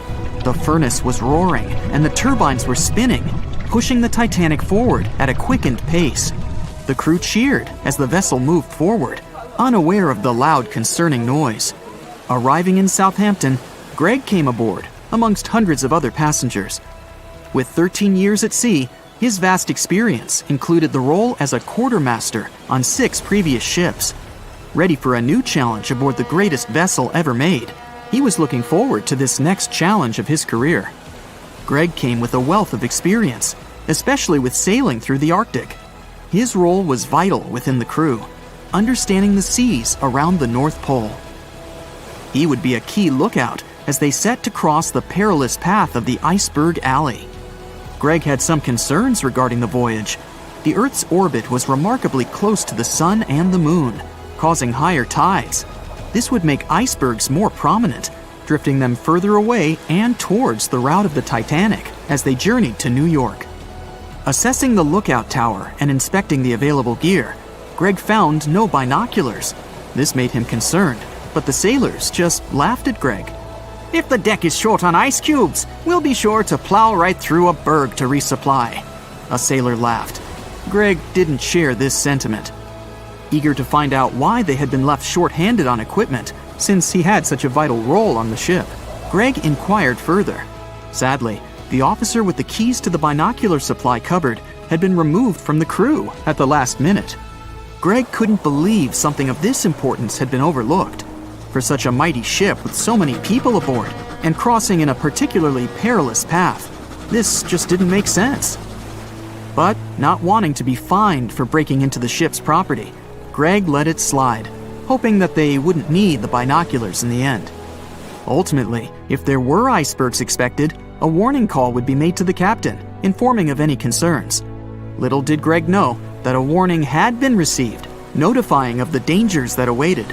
But the telegram didn't provide the required prefix, which would have ensured direct delivery to the captain. So, the critical warning was just overlooked. John and his crew below decks prepared for departure, stoking the engines. He noticed an essence of thick exhaust, far too heavy than what would be expected from the furnaces. The crew searched throughout the lower decks. Following a thorough search, they managed to locate the cause of the exhaust. It was an ignited pile of coal within a coal bunker. Unknown when it had ignited, a buildup of coal had clearly been smoldering, slowly growing in size. The amount of smoldering coal was concerning. The alarm was raised, alerting an officer to review the matter. The officer assessed the damage and confirmed with the captain that it was deemed to be of little concern, as only minor damage had been caused. John was unsure of this assessment, as he knew that in confined spaces, surrounded by iron bulkheads, an oven-like environment arises that intensifies the heat with time. But the Titanic would power forward, making no sense to John as they had only just departed from Southampton. He was sure they would have turned back. John and his crew were ordered to shovel the already lit coal into the furnace and continue shoveling until all the smoldering contents would be contained. It was a possible but painstaking task that could take the entire journey. The continuous intake of coal would ensure the turbines would spin at a constant accelerated pace, not what the Titanic was designed for. It was meant to be a luxurious passenger liner and not for breaking speed records. However, the crew would find enthusiasm in not only acknowledging the Titanic as unsinkable, but also as the fastest. John and his crew continued to shovel the coal into the furnace for several days. The temperature within the bow was becoming hotter every day. The bulkhead's contained heat was so severe that it became weak at the seams in the iron walls and rivets. 2 more days, lads, just 2 more days. John was laughing, trying to raise the spirits of his mates as they were working tirelessly. But as they were all laughing, joking, and looking forward to dry land, they unknowingly approached their final destination. The Titanic was speeding through the calm sea. Greg looked ahead, above in the lookout tower, keeping a keen eye out as they were in iceberg territory now. Even though the way seemed clear, false horizons could occur, creating confusion about how far objects in the distance truly were. As they were traveling in the Gulf Stream waters into the colder Labrador Current, air columns cooled from the bottom upwards, creating a thermal inversion. This incredibly high air pressure ensured fog wasn't present, providing a deceptively clear outlook. But the thermal inversion can also create optical illusions, showing the horizon further away, appearing higher in the distance, or masking whatever objects that could come before it. These false horizons could easily hide any icebergs that could be approaching. Greg knew the perils of a calm sea in the Arctic, preferring the rough waters, where it's easier to detect icebergs within waves. Peering from the lookout, Greg was looking towards the dark abyss ahead. Suddenly, within 1 mile directly in front, a formidable image quickly emerged from the dark waters surrounding. Iceberg, right ahead! Greg yelled to his mate, who quickly called to the helm and directed them to steer hard to starboard. The helmsman received the call. In the heat of the moment, he turned the wheel counterclockwise. He then realized he'd turned the wheel the wrong way and quickly went in the opposite direction. The ship aimed towards the iceberg, veering to the port side whilst reducing speed. Although there was a delay in turning the wheel, since there was a short distance from the signal and the fast pace that they sailed at, it may not have made a difference. As they approached the iceberg, it appeared as though they'd miss it, but over 87% of an iceberg is underwater. And as they came along the side, the hidden ice underneath hit the port side bow, piercing the side of the hull with a 12-square-foot tear. The ship shook, with all aboard aware that something was amiss. Amongst the confusion and fear, they were oblivious of the damage. As they gathered their bearings, 6 out of 16 compartments were quickly filling up with seawater. The hull could only withstand 4 compartments filling before sinking. Time was ticking as the Titanic made its descent into the depths. The weakened bulkhead with heated steel pillars and rivets broke under the pressure and sudden change of temperature from the ice-cold water. The call was made to abandon the ship. Lifeboats were prepared to be released, while help signals were sent out to nearby ships. The radio operator was guiltily sitting, constantly calling out to a nearby ship that had been in contact with the Titanic recently. There was steady communication with this ship over the past few days, providing warnings of icebergs since the Titanic departed from Southampton. The final warning message received was just 1 hour ago. Upon receiving the final warning, the operator ignorantly responded, "Shut up," with the assumption that their warnings of icebergs were pointless. Following this unfortunate response, the ship turned their radio off and provided radio silence. The closest ship that was responding to their distress signals was 500 miles away, too far to provide any assistance in time. There were countless mistakes that caused the Titanic's watery end, whether they contributed directly or from sheer ignorance. The most tragic of them was the number of people aboard the ship, 2,224 of them. There were only enough lifeboats provided to rescue 1,178, barely half of the people.